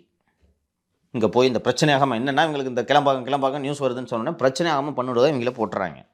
இதை போட்டு முடிச்சுட்டு அதே ஆஃபீஸர்ஸு மானிட்டரிங் ஆஃபீஸர்ஸ்னு போட்டு இரவு 8 மணிலேருந்து காலைல 8 மணி வரைக்கும் டியூட்டியான். கரெக்டு தானே? காலையிலேருந்து ஒர்க்கரு, நைட்டு மேலே அவங்க வேலையை செஞ்சு தான் அவங்களே மானிட்டர் பண்ணணும். 22 மணி நேரம் ஒர்க் பண்ணுறாங்களாங்க. இது நான் மல்டிபிள் சோர்ஸஸ்லேருந்து நான் கேட்டுட்டேன். இவங்களும் அதை பதிவு பண்ணியிருக்காங்க. யார் பண்ணியிருக்காங்க? மல்டிபிள் சோர்ஸஸ்லேருந்து. என்னென்னா அவன் பிவிஜி நிறுவனத்துக்கு RSS பின்னணி வேறு இருக்குதான். அதனால தான் அண்ணாமலை வாய் திறக்க மாட்டேங்கிறார். பூனா நிறுவனம் சரியா? அவன் இவங்கள மதிக்கவே மாட்டானா. எல்லாம் பண்ண முடியாது சார், பாங்க சார்ன்றான். இது எப்படி இருக்குதுன்னா, நம்ம வீட்டில் ஒரு கல்யாணம் நடத்துகிறோம். கல்யாணத்துக்கு இந்த சமையல்காரருக்காக சமையல் கான்ட்ராக்டரை கூப்பிட்டு புக் பண்ணுறோம். சமையல்லாம் பண்ணுப்பான்னு எல்லாம் வாங்கிட்டு துட்டெல்லாம் வாங்கிட்டு அவன் வீட்டில் வேலையை பார்த்துன்னுக்குறான். நம்ம வீட்டில் இருக்கிற பொண்ணு பிள்ளைங்களாம் கூப்பிட்டு சமையல் பண்ணுன்னு சொல்லிட்டு சமையல் பண்ணி எல்லாருக்கும் போகிறோம். அது மாதிரி தாங்க அந்த கதை தான் இது. உங்களுக்கு நார்மலாக தனியார் நிறுவனங்கள் இந்த மாதிரி விட மாட்டாங்க, உங்களுக்கு தெரியும். ஒன்று கொல்லி தோண்டி போச்சிருவாங்க. ஒரு ஆர்டர் போட்டு கேன்சலாக முடிஞ்சு போச்சு. அந்த பஸ் ஸ்டாண்டு ஒரு இது சொன்னாங்கன்னு அந்த ஹைவே மோட்டல், ஆமா உடனே கேன்சல் பண்ணல. அந்த வீரத்தை இதில் முடிஞ்சு போச்சு. ஏன்னா அவன் கொஞ்சம் இன்வெஸ்ட்மெண்ட் பண்ணிப்பான், அந்த காசு போச்சு. ஆனால் இவங்கிட்ட கெஞ்சிக்கிட்டு இருக்காங்களாம் சிஎம்டிஏ. கொஞ்சம் இது சிஎம்டியில் ஒரு அரசு துறை இதை செய்யுமாப்பா, கான்ட்ராக்டை அவனுக்கு கொடுத்தாச்சு மெயின்டைன்ஸ் பண்ணுன்னு. ஆனால் அரசு துறையோட ஸ்டாஃபு போய் கான்ட்ராக்டுக்காரனுக்கு பதிலாக வேலை செஞ்சுட்டு இருக்குது எங்கேயாவது நடக்குமா? இவங்க தான் கூப்பிட்டு வந்தாங்க, அனுபவிட்டோம், அப்படி தான் பார்க்கணும். அதை லியோ, இதில் இன்னொரு முக்கியமான விஷயம், ஒரு சிஎம்டி அஃபிஷியல்ஸை கோட் பண்ணுறாங்க இந்த ஸ்டோரியில். A senior official told TNAE that if BVG does not have the capacity to take over the maintenance work of the terminus in full, CMD has to cancel the tender and issue a fresh one. If there is a problem in the new methodology, CMD can opt for an item-wise tender like Coimbatore terminus. அதாவது என்ன சொல்கிறாங்கன்னா, item wise டெண்டர்னு என்ன சொல்கிறாங்கன்னா, கிளாம்பாக்கம் பேருந்து நிலையத்தை மொத்தமாக பிவிஜிக்கு தூக்கி கொடுக்குறீங்கல்ல, அதுக்கு பதிலாக நம்ம இது ஏற்கனவே பேசுனது தான். 2 வீலர் டெண்டர் ஒரு ஆள், 4 வீலர் டெண்டர் ஒரு ஆள், நல்ல correct, toilet house keeping maintenance ஒரு ஆள், ஷாப்ஸ் எல்லாம் பார்த்துக்கிறது ஒரு ஆள், ஆடுக்கு ஒரு ஆளுன்னு டெண்டர் தனித்தனியாக விட்டால் கவர்மெண்ட்டுக்கு கூடுதல் ரெவன்யூ வருமா வராதா? வரும், வேலையும் ஒழுங்காக நடக்கும். இன்னொன்று, ஒருத்த மட்டும் பண்ணலன்னா அவனை மட்டும் கட் பண்ணி அனுப்பிச்சி விட்டுலாம். சரியா? இதை ஏன் இவங்க இன்னும் பண்ணலை? இந்த ஆஸ்பெக்ட்ஸில் இருக்கிற சிக்கல் எல்லாம் புரிஞ்சுக்குங்க. நாம் இந்த சிஎம்டியை போட்டிருக்க ஒப்பந்தத்தின்படி அந்த கிளாம்பாக்கம் பேருந்து நிலையம் 15 வருஷத்துக்கு பிவிஜிக்கு சொந்தம். ஆமாம். அப்போ யார் அங்கே இருக்க கடையெல்லாம் வாடகை விடுறது? பிவிஜி. ஏன்னா பிவிஜி 2.44 கோடி கவர்மெண்ட்டுக்கு கட்டிடணும். அதுக்கு மேலே அவன் சாமர்த்தியம் வருஷத்துக்கு 15% ஏற்றிக்கலாம். இப்போது நேற்று நல்லா இந்த கவர்மெண்ட்டு நம்ம எல்லாரையும் முட்டாளாகுதுன்றதை நான் திருப்பி சொல்கிறேன். நீங்கள் ஷார்ப்பாக யாரும் கவனிக்கிறது இல்லை. கிளாம்பாக்கத்தில் மலிவு விலை உணவகங்கள் திறக்கப்படும் அமைச்சர் சொன்னாரா? ஆமாம். சேர்பாபு சொன்னாரா? ரைட், விரைவில் திறக்கப்படும் சொன்னாரா? அந்த மொத்த பஸ் ஸ்டாண்டு இருக்க கடைங்கள்லாம் பிவிஜிக்கு சொந்தம். எங்கே மலிவு விலை உணவகம் எதில் திறப்ப? கிளாம்பாக்கம் பஸ் ஸ்டாண்டு வெளியில் எது திறப்ப? எங்கே திறப்ப? அப்படியே திறந்தாலும் மலிவில் எப்படி விற்க முடியும்னு ஒரு எப்படிப்பா விற்க முடியும்? அவன் எப்படிப்பா விடுவான்? அந்த கடை பூரா அவனுக்கு சொந்தம்ப்பா. ஒருவேளை ஒரு குறிப்பிட்ட பர்சன்டேஜ் சிஎம்டிக்கு இடம் கொடுக்குறாங்களா, அதில் கட்டுவாங்க. டைம் ஆஃபீஸ் இது மாதிரி 1-2 ஆஃபீஸ் தான் சிஎம்டிஏக்குன்னு அதில் க்ளீனாக சொல்லியிருக்கு. நீங்கள் தனியாக கடை வாடகைக்கு விட முடியாது. சிஎம்டிஏக்குன்னு ஒரு சிஎம்டிஏ அதிகாரிகளுக்குன்னு ஒரு ரூம் வேணும்னு வச்சுக்கோங்க, அதை நீங்கள் எடுத்துக்கலாம். இப்போ ஸ்டேட் டிரான்ஸ்போர்ட் கார்பரேஷனுக்கு ஒரு ரூம் வேணும், அதை எடுத்துக்கலாம். டிக்கெட் ரிசர்வேஷன் கவுண்டருக்கு ஒரு ரூம் வேணும், அதை நீங்கள் எடுத்துக்கலாம். நீங்கள் கடையெல்லாம் வாடகைக்கு விட்டு மலிவிலை உணவு நடத்திங்கன்னா அப்புறம் அவன் எதில் தான் சம்பாதிப்பான்? இந்த மேலே ஒரு 5000 சில்லர் ஸ்கொயர் ஃபீட்டு, கீழே ஒரு 5000 சில்லர் ஸ்கொயர் ஃபீட்டு அந்த ஹோட்டலுக்குன்னு ஒதுக்குனாங்கல்ல, அதை கவர்மெண்ட்டே பிவிஜிட்ட வந்து டெண்டருக்கு வாங்கி. அப்போ உனக்கு வருஷத்துக்கு 2,40,00,000 கட்ட முடியாது, 40 லட்சம் கட்ட 2 கோடி தர முடியாதுன்னு சொல்லலாம். பரவாயில்லையா? ஆமாம், அப்படி தான் வரும். அப்படி தானே வரும். அப்படி வாங்கி 1000 சதுரடி நீங்கள் எடுத்து எப்படிங்க சப்சிடைஸ் பண்ணுவீங்க? அது வந்து நீங்கள் வந்து அந்த அக்ரிமெண்ட்டை பிரேக் பண்ணுற மாதிரி இருக்கும். ஆமாம். அப்போ என்ன அக்ரிமெண்ட்? எதுக்கு அவனை சிங்கிள் கன்செஷனராக எதுக்கு செலக்ட் பண்ணுறீங்க? என்ன தைரியத்தில் சொல்கிறாரு? இவர் சேகர் பாபுக்கெல்லாம் இதை எவனும் கேள்வி கேட்க மாட்டான்னு தெரியுதுங்களா? யாரும் கேட்காதனால தான் சொல்லுங்க. எங்கே வெப்ப நீ மலிவு விலை உனக்கும் சொல்லு. நம்மளாம் லூஸ் மாதிரியே நினைக்கிறாங்க இல்லையோ? நான் சீரியஸாக சொல்கிறேன். It's a simple thing. Entire bus stand belongs to PVG. நீ எங்கேப்பா மலிவு விலை உணவகம் ஓப்பன் பண்ணுவேன்? பிவிஜி வந்து யாருக்கோ டெண்டர் விடுவான். ஆமா, வந்து லாபம் பார்க்காம மாட்டான், பெரிய தொகைக்கு தான் விடுவான். கடை வாங்கி மடங்கு உள்ள வேலை ஹோட்டலுங்க பிவிஜி கிட்ட கொடுத்துட்டாங்க. என்னைக்கு திறந்தாங்க? டிசம்பர் 30, பிப்ரவரி மாதம் இருக்கும். இன்னும் பிவிஜி தானே கடைகளை வாடகை விடணும், பிவிஜி விடல. யார் தான் விடுவான்? அண்டு இந்த பஸ் ஸ்டாண்டு திறக்கிறதுக்கு முன்னாடி ஒரிஜினல் பிளான் என்னன்னு கேட்டிங்கன்னா, பிவிஜி இதை எடுத்துக்குவாங்க ஹோட்டலில், இது என்டையர் பஸ் ஸ்டாண்டை. பிவிஜி ஹவுஸ் கீப்பிங் மட்டும் பார்ப்பாங்க. இந்த பாத்ரூம் டாய்லெட்டுகள் ஹவுஸ் கீப்பிங் மட்டும் பிவிஜி பார்ப்பாங்க. கடை, பார்க்கிங், லொட்டு லோஸ்க்கு எல்லாத்தையும் பிவிஜி அவுட் சோர்ஸ் பண்ணுச்சு ஒரு நிறுவனத்துக்கு. அந்த நிறுவனம் அவுட் சோர்ஸ் பண்ணி அவங்க தான் கடைகளாம் அட்வான்ஸ் வாங்கிட்டு இருந்தாங்க. இந்த நிறைய அட்வான்ஸ் 10 மடங்கு கேட்குறாங்கலாம் பேசிகிட்டு இருந்தால அவங்க வாங்கிட்டு இருந்தாங்க. இந்த அக்ரிமெண்ட்டு பிவிஜிக்கும் அந்த நிறுவனத்துக்கும் பண்ணிட்டு இருந்தாங்க. என்ன ஆச்சுன்னு தெரியல, பஸ் ஸ்டாண்டு திறந்த 1 மாதத்தில் பிவிஜி நிறுவனம் அந்த இன்னொரு நிறுவனத்தோட அக்ரிமெண்ட்டை கேன்சல் பண்ணிச்சு. இப்போ பிவிஜி நிறுவனம் மொத்தத்தையும் பார்க்கறதுக்கு தனியாக அவங்க ஒரு சப்கான்ட்ராக்டர் விடணும். அதெல்லாம் இன்னும் நடக்காததுனால எந்த ஹோட்டலும் திறக்கலப்பா. பேருக்கு ஹோட்டல்னு இருக்குது, சாப்பாடு இருக்காதாங்க. ஹோட்டலில் அந்த இடம் மட்டும்தான் இருக்குது. ஒன்றுமே கிடையாது. ஹோட்டல்லாம் இல்லை சார், அந்த இடம் மட்டும் இருக்குது, அங்கே யாரும் வரல. இன்னொரு முக்கியமான விஷயத்தை சொல்லிவிடுகிறேன். இந்த கிளாம்பாக்கம் பேருந்து நிலையம் அண்ணா திராவிட முன்னேற்ற கழக ஆட்சியில் திட்டமிட்டப்பட்டதே அரசு பேருந்துகளுக்காக.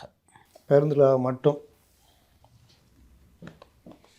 என்ன காரணம்னா, கோயம்பேடு பேருந்து நிலையத்தை மாற்றிய போது அவங்க ஒரு உத்தரவு வாங்கியிருந்தாங்கன்னு சொன்னால ஹைகோர்ட்டில், இங்கே சிட்டிக்குள்ளே வரலாம், நிறுத்தி பயணிகளை ஏற்றிக்கொண்டு நீங்கள் சென்று விட வேண்டும். அவர்கள்னா ஆம்னி பஸ். ஆம்னி பஸ் சொல்கிறேன், சாரி, ஆம்னி பஸ் வந்து நீங்கள் சிட்டிக்குள்ளே ஏற்றிக்கிட்டு நீங்கள் போகலாம், நிறுத்தக்கூடாது பஸ்ஸை அப்படின்னு ஒரு உத்தரவு.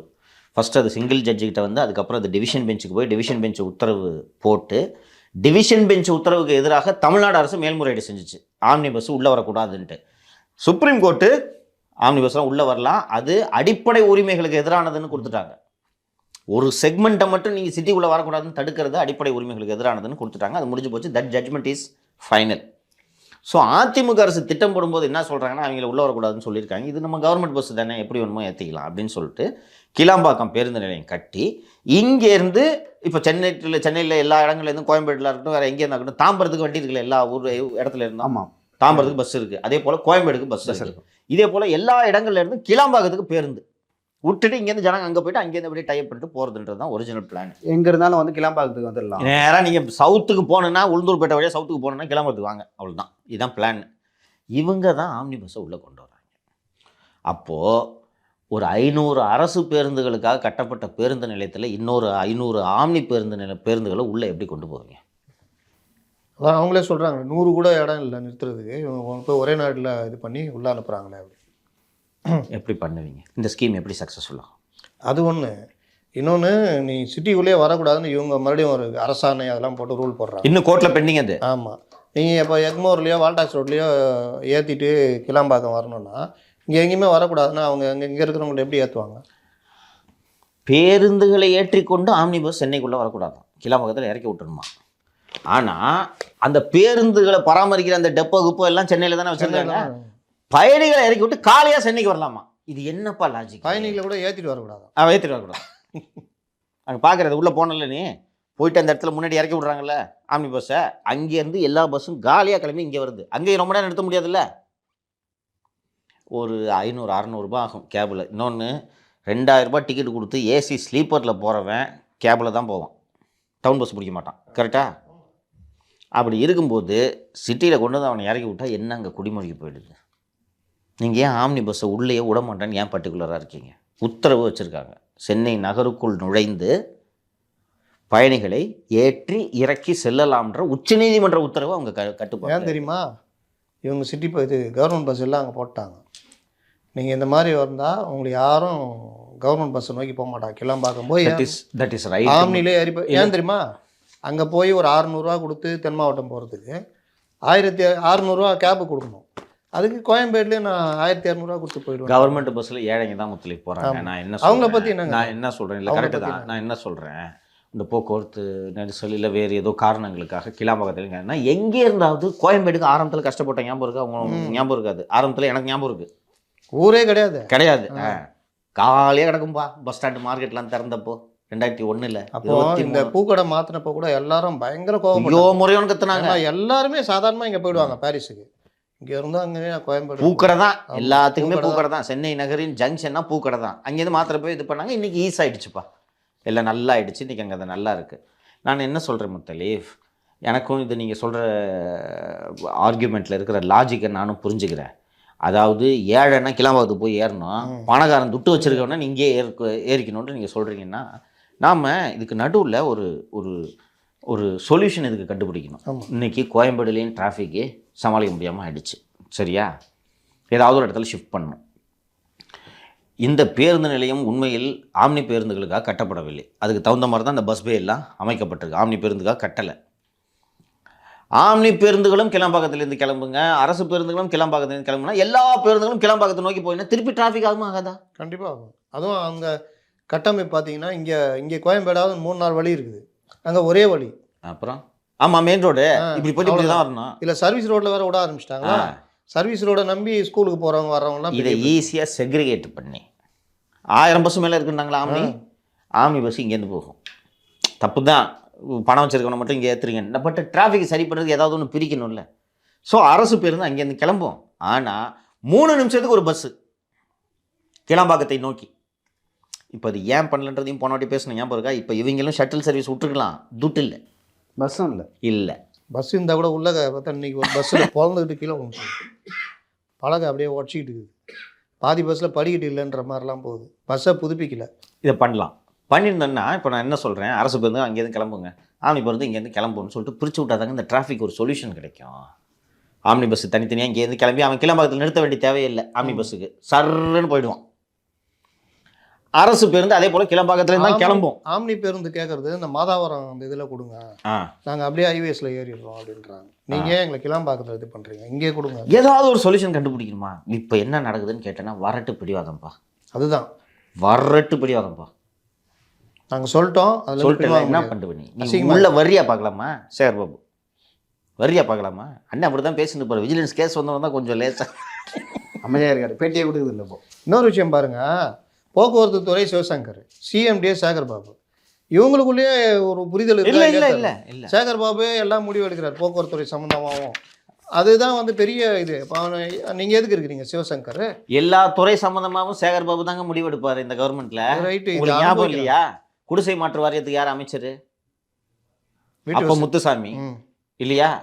அந்த புளியந்தோப்பு கன்ஸ்ட்ரக்ஷன்ல அந்த கேபி என்ன கன்ஸ்ட்ரக்ஷன், கேபி பார்க் கன்ஸ்ட்ரக்ஷன், அந்த கன்ஸ்ட்ரக்ஷன் கம்பெனி பேர் பிஎஸ்டி நினைக்கிறேன், பிஎஸ் தென்னரசு ஐ திங்க் இல்லையா? பிஎஸ் தென்னரசுக்காக யார் முன்னாடி வந்து நின்னது? ஏன் வர்றாரு? வீட்டு வசதி துறைக்குன்னு ஒரு அமைச்சர் இருக்கார்ல, இவர் ஏன் வர்றாரு? எல்லாம் இவர் தான். அதனால அண்ணன் என்ன மீறி நீ செஞ்சிருவியா அப்படின்ட்டு தான் நீ ஆம்னி பஸ் எப்படி ஓட்டன்னு பார்க்கலாம். இதுக்கு ஹைகோர்ட்டில் அவங்க கோர்ட்டுக்கு போயிட்டாங்க. ஆம்னி பஸ்ஸு அரசு போய் மல்லு கட்டிட்டு இருக்காங்க கோர்ட்டில். இந்த பாருங்க ஜட்ஜ்மெண்ட் இருக்குது, நாங்கள் ஏற்றலான்னு சொன்னால் அது வேற. பொதுமக்கள் நலன் கருதி. என்ன நலன் கருதி? பொதுமக்கள் தான் வந்து நூறு. இது அந்த பேருந்து நிலையத்துக்கு போய் அவஸ்தைப்படுறவங்க ஒவ்வொருத்தரும் உங்களை சபிச்சுட்டு தானே போவான். கடுமையாக திட்டுறாங்க, கடுமையாக. வெள்ள பாதிப்பில் எப்படி திட்டுறாங்க அதே மாதிரி திட்டுறாங்க. அவன் போய் எப்படி திமுகக்கு ஓட்டு போடுவான்? இதை ஏங்க உங்கள் முத்தலிஃப் யாருமே யோசிக்கிறதுக்கு இந்த கவர்மெண்ட்டில் இல்லை? நீங்கள் அப்படி பார்த்தா எல்லாத்துலேயுமே அவங்க முடிவு அப்படி தானே இருக்குது. யோசிச்சு பாருங்க, பொன்னாட்டி பிள்ளைங்களெல்லாம் கூப்பிட்டுட்டு பைய தூக்கிட்டு இங்கேருந்து அங்கே அலைஞ்சிக்கிட்டு போகிறவனுக்கு இது இங்கே மறந்துடுவான். 2-3 மாதம் 2 மாதம். அது மாதிரி இன்னொன்று இருக்குது. 2024 வந்து இங்கேருந்து கிளம்பாக்கம் போய் தான் ஓட்டு போட போவோம் ஊருக்கு. அப்போ யோசிப்போம், போயிட்டு என்னடா இப்படி அலைய விடுறது. கரெக்டான பாயிண்ட் சொன்னான். எப்படி இங்கேருந்து வெளியூருக்கு ஓட்டுக்கு போடணும்னு சென்னையில் வேலை செஞ்சுட்டு வெளியூரில் ஓட்டு ஊரில் இருக்கும். அழகாக சொன்னா அப்படி சரியான பாயிண்ட். அவங்க ஞாபகப்படுத்தி விடுற மாதிரி போகும்போது கண்டிப்பா இருக்கும். அந்த கையில இருந்து அந்த நடுத்தர மக்கள் இப்போ பார்த்தீங்கன்னா சில பேர்லாம் ஊருக்கு போகணும்னு சொல்லிட்டு வெறும் 100 ரூபாய் தான் வச்சிருப்பாங்க. மொத்தம் 100 ரூபாய் தான் இருக்கும். சாப்பாடுங்க அடிப்படையாக அங்கே ஒன்றுமே இல்லையாங்க. போய் ஒரு தண்ணி பாட்டில் வாங்கினா கூட அங்கே கிடையாது. இங்கே இந்த கோயம்பேடு பேருந்து நிலையத்தை எடுத்துக்கிட்டா உள்ளேயே உணவகங்கள் இருக்குது. கோயம்பேடை சுற்றியும் உணவகங்கள் பார்த்துருக்கீங்களா நீங்கள்? அந்த மார்க்கெட் பக்கத்தில் பார்த்தா ரோட்டில் வண்டி கடை இருக்கும். அப்படி வெளியில் ரோட்டுக்கு வந்தால் கூட ஃபுல்லாக தள்ளி வண்டி கடை, அது கடை. அங்கே எங்கப்பா போய் சாப்பிடுவாங்க? அதுவும் சாப்பிட்ற விலையில இருக்குமா? அது வந்து இவர் அன்சுல் மிஸ்ரா தான் சொன்னார்னு நினைக்கிறேன். ஏர்போர்ட் மாதிரி நாங்கள் இதை வடிவமைக்க போகிறோன்னு சொன்னார். ஞாபகம் இருக்கா? அந்த கோயம்பேடு இந்த கிளம்பக்கம் பேருந்து நிலையத்தில் உள்ள ஈட்ரிஸ் இதெல்லாம் ஏர்போர்ட் போல் வடிவமைக்க போகிறோன்னு சொல்கிறாங்க. அவங்க சொல்கிறது அவங்க இன்ஃப்ராஸ்ட்ரக்சர்லாம் ஓகே சார், ஏர்போர்ட் மாதிரி வசதிகள் இருக்கும், இன்ஃப்ராஸ்ட்ரக்சரும் அப்படி இருக்குது, எல்லா வசதியும் அப்படி இருக்குது. அங்கே போய் ஏறுறவங்க வந்து பணக்காரன் ஏற மாட்டாங்க, ஏழைகள் ஏறுவாங்க. ரொம்ப ஏழைகள். அதை ஏமாத்துறதுக்கு தான்ப்பா மலிவு விலை உணவகம்னு ஒரு உருட்டு. இது சாத்தியமா? 4 அம்மா உணவகம் தொடங்க. இல்லை அது அந்த அந்த அந்த ஏழை ஜனங்களை ஏமாத்துறீங்க தானே நீங்கள். மலிவு விலை உணவகம் என்னைக்கா வரப்போகுது? மலிவு விலை உணவகம் ஒரு ஒரு கொஞ்சம் கூட மனசாட்சி இல்லாமல் கூசாம போய் சொல்கிறாங்க பார்த்தீங்களாங்க. இன்னொரு உருட்டுனார்ல, கோயம்பேடை பற்றி முதல் ஒரு பெரிய அளவில் சிந்தித்து வைத்து. என்ன திட்டம்பா? பூங்கா. சரி, நம்ம பூங்கா தானே சொன்னாரு. என்னமோ ஒரு பூங்கா சொன்னார். அதுக்கு பசுமை பூங்கா. பசுமை பூங்கா. பசுமை பூங்கா பின்ன சிவப்பு பூங்கா. அதான் எனக்கும் தெரியல. பூங்கானாலே பசுமை தானே. புதுசா உருட்டுறீங்க. திராவிட மாடல் பசுமை பூங்கா இல்ல. ஒரு பூங்கா கட்டுறதுக்காயா இந்த ஆம்னி பேருந்து ஓனர்களை விரட்டி ஓட்டு இவ்வளோ இதுவும் ஒரு பார்க்குக்காயா? என்னன்னு கதை தெரியுதா? நம்ம அங்கே லூலு மால் வருதுன்னொன்னே கண்டுக்கல, ஏதோ இது பண்ணுறாங்க. மிரட்டுக்கிட்டலாம் பார்த்தாங்க, வதந்திகளை பரப்புவோர் மீது நடவடிக்கைலாம் சொன்னாங்க. அன்புமணி சொன்ன உடனே, அன்புமணி ராமதாஸ் சொன்ன உடனே பதில் சொல்ல வேண்டிய நெருக்கடி வந்துச்சு. அதுக்கு தான் பசுமை பூங்கா. ஏன்னா அன்புமணி பசுமையா அப்போ பரவாயில்லன்னு நாங்களே பசுமை ஆமாம் நாங்கள் வச்சிருக்கிறோம், அதுக்கு வேணா ஒரு ஆபீஸ் போட்டு கொடுங்கன்னு சொல்லுவாருன்னு வச்சுட்டு பசுமைன்னு இருக்குப்பா, அதுவும் பசுமை இதுவும் பசுமை, ஒரு ஆபீஸ் போட்டு கொடுங்க என்ன சின்ன ஐயாவுக்கு கசக்குதா? அதில் எப்படிலாம் போய் சொல்கிறாங்க பார்த்தீங்களா? இது தொடக்கத்துலேருந்து இந்த கிளாம்பாக்கம் எவ்வளோ பெரிய தப்பாக போயிட்டு இருக்கு தெரியுதா? டிசம்பர் 30 திறந்தது தப்பு, ஆம்னி பேருந்துக்காரங்களை இங்கே, ஆம்னி பஸ்காரங்களை இங்கே உள்ள விட மாட்டேன்னு சொன்னது தப்பு, அங்கே போய் ஜனங்கள்கிட்ட அரேஞ்ச்மெண்ட் இல்லாமல் அவ்வளோ பிரச்சனை. இதெல்லாம் சிஎம் தானே பார்க்கணும். இப்போ சொன்னார், இப்போ நீ சொன்னீங்க ஊருக்கு போகிறவங்களாம் இங்கேருந்து ஓட்டு போட ஊருக்கு போகிறவங்களாம் நினச்சிக்கினே திட்டின்னு காண்டில் போகணும். இது முதலமைச்சர் சிந்திக்க வேணாமா? இந்த மாதிரி தப்பான ஒரு ஸ்கீமை போட்டு விட்டிங்கன்னா வாக்குகள் தான் ஏன் பாதிக்கும், திமுக ஓட்டு போகும். கரெக்டாக பண்ணுங்கன்னு கேட்டுக்கணும்ல. அண்ணே 30ஆம் தேதி திறந்து வச்சுருக்கேண்ணே, அப்படியா வர்றேன், போய் திறந்து வச்சு ஒரு வாட்டி கிளம்பி ஸ்பெயின் போயிட்டார். அங்கே என்ன நடக்குதுன்றதை பற்றி ஏதாவது இங்கே இவ்வளோ செய்திகள் வருது, எதை பற்றியாவது ஒரு கவலைப்பட்டார்னு நினைக்கிறேன்? உலக தரத்தில் கிளாம்பாக்கம் பேருந்து நிலையம், அவ்வளோதான். கிளாம்பாக்கம் பேருந்து நிலையம் வந்து சிங்கப்பூர் ஏர்போர்ட்டை விட சிறப்பாக இருக்கிறதுன்னு எழுதி கொடுத்தா படிக்கிறார் அவர் சிஎம். பார்க்குறியா? அப்படியே படிப்பார். நல்லா யோசிச்சு பாருங்க. ஒரு சிஎம் 70 வயசு மேலே ஆயிடுச்சுல்ல, 72 83 பிறந்தாரு, 72 முடியுது. அங்கே போய் ஸ்பெயினில் ஹோட்டலில் பால்கனியில் தலைவரை இப்படி போஸ்ட் கொடுங்க தலைவரை, அப்படி போஸ்ட் கொடுங்க தலைவரேன்னு சொல்லி இவங்களும் ஃபோட்டோ எடுக்கிறாங்க. இவரும் போஸ்ட்க்கு நின்றுட்டுருக்கா தெரியுதா? சீஃப் மினிஸ்டர் சார் நீங்கள். இந்த தைரியத்தில் தான் முத்தலீஃபு. இன்னும் சரி நியாயமாக மனசாட்சியோடு சொல்லுங்கள், ஸ்பெயின்லேருந்து காணொலி காட்சி மூலமாக இவர் பட்ஜெட்டுக்கு இன்ஸ்ட்ரக்ஷன் கொடுத்துருவார். அவர் என்ன இன்ஸ்ட்ரக்ஷன் பண்ணுவார் நினச்சிக்க வேண்டியதுதான். இல்லை அதையும் ஒரு ஃபோட்டோ எடுத்து ரிலீஸ் பண்ணால் இவர் உட்கார்றாரு பார்த்தீங்களா? அதை ஏன் சிஎம் ஆலோசனை பண்ணுறாருங்க, அதில் என்ன தப்பு இருக்குது? உண்மையிலேயே ஆலோசனையா? அவருக்கு தெரியாதா அது என்ன நடக்குதுன்னு? ஏங்க அதில் தான் ஆலோசனை போட்ட உதயச்சந்திரன் தூங்கினுக்கிறாரு. அவர் எல்லாம் நைட்டு ஃபுல்லாக ஒர்க் முடிச்சு தூங்குறாரு. எது சொன்னாலும் செய்கிறார் தெரியுதா? சரி மற்றவங்களுக்கு தெரியாதுங்க, முதல்வருக்கு இது முதலீடு மாநாடு இல்லைன்னு தெரியுமா தெரியாதா? தெரியும். போகிறாரு 4 ஜூனியர் ஸ்பெயின் நாட்டோட ஜூனியர் ஆர்டிஸ்ட் 4 பேரும் சூட்டு போட்டுட்டு கொண்டு உட்கார வச்சுக்கிட்டு இது தாங்க முதலீட்டாளர் மாநாடுன்னு ஃபோட்டோ எடுத்து அனுப்பிச்சிடலாம் தலைவரேன்னு அதுக்கும் ஒத்துக்கிறாரு. 8 நாள் ஸ்பெயினில் நம்ம முதலீடெல்லாம் வாரி சேகரிக்கிறோன்னு உருட்டலாம் தலைவரேன்னா அதுக்கும் ஒத்துக்கிறாரு. மாநாடு என்னது? மாநாடுனா என்ன மாநாடு? இல்லை மாநாடு அப்படின்னா என்னது? மாநாடுனா ஒரு கான்ஃபரன்ஸ் தானே. ஆமாம், அது ஒரு நாள் மட்டும் தான் ஃபோட்டோ வந்துச்சு. ஆமாம், அப்புறம் எங்கே நடக்கவே இல்லை. சரி மாநாடு தான் முடிஞ்சிருச்சு இல்லை, அப்புறம் இதுக்கே 7 நாள் என்ன பண்ணீங்க? இதையும் இதுக்கும் பிறகு நீங்கள் பாருங்கள், ஏர்போர்ட்டுக்கு வந்து நான் இவ்வளோ முதலீடு வந்துச்சுன்னு பேசுவாரா பேச மாட்டாரா? நாளைக்கு பேசுவார். அது பொய் தானே. மற்றவங்களுக்கு தெரியாது, அவருக்கு தெரியுமா தெரியாதா? திரும்ப ஈரோட்டில் இருக்கிற கம்பெனி கூட்டில் ஸ்பெயினுக்கு போய்ட்டு உருட்டுன்றது அவருக்கு தெரியுமா தெரியாதா? அதுக்கெல்லாம் கோஆப்ரேட் பண்ணுறாரா இல்லையா அவர் சிஎம்? ஒத்துழைக்கிறார் தெரியுதா? இது ஒரு ஆபத்தாக தெரியல உங்களுக்கு? என்ன பிரச்சனைனா டிஏபிஆர்லேருந்து கொடுத்துட்றாங்க, அதை அப்படியே எல்லா சேனலும் போட்டுருக்கு. அவர் பார்த்தா கூட அதை தானே பார்ப்பாரு, அரட்டையா பார்ப்பாரு. அதனால் அவருக்கும் நல்லா எல்லாத்துக்கும் ஒத்துழைக்கிறாருங்க அவரு. இப்போது இவ்வளவும் பண்ணிவிட்டு திருப்பி போய் நம்ம எந்த முகத்தை வச்சுக்கிட்டு ஓட்டு கேட்குறது, போனால் ஓட்டு போடுவாங்களான்ற அச்சம் இவங்களுக்கு இல்லை தெரியுதா? ஸோ இவரே வந்து திராவிட மாடல் ஆட்சி செம்மையாக நடந்துகிட்டு நம்புகிறேன். எனக்கு இது ரொம்ப ஆபத்தாக தெரியுது. நியூயார்க் டைம்ஸில் எழுதுறாங்கல்ல, தமிழ்நாடு முதலீடுகளை ஈர்ப்பதில் முதல் மாநிலமாக இருக்கிறது. அதையுமா ஏன் நம்பிக்கிறீங்க? இன்னும் யாரும் ரீட்வீட் பண்ணியிருக்காருங்க சிஎம். மற்ற இந்தியாவே ஒரு பாதையில் செல்லும்போது தமிழகம் வேறு பாதையில் சென்று ஓவர்டேக் பண்ணி இந்த பாராளுமன்றத்தில் இந்தியாவிலே கடன் வாங்குவதில் நம்பர் 1 மாநிலமாக தமிழகம் இருக்கிறதுன்னு போட்டிருந்தாங்க, அதை ரீட்வீட் பண்ணுங்க. 37,000 கோடி 3 மாதத்துக்கு வாங்குறான்னு வந்துச்சு. ஒரு 10 நாள் வந்துச்சு, ஹிண்டுல வந்துச்சு. அது பண்ணுங்க. எப்படி இவங்க நம்பி ஏமாத்துக்கிறாங்க பார்த்தீங்களா?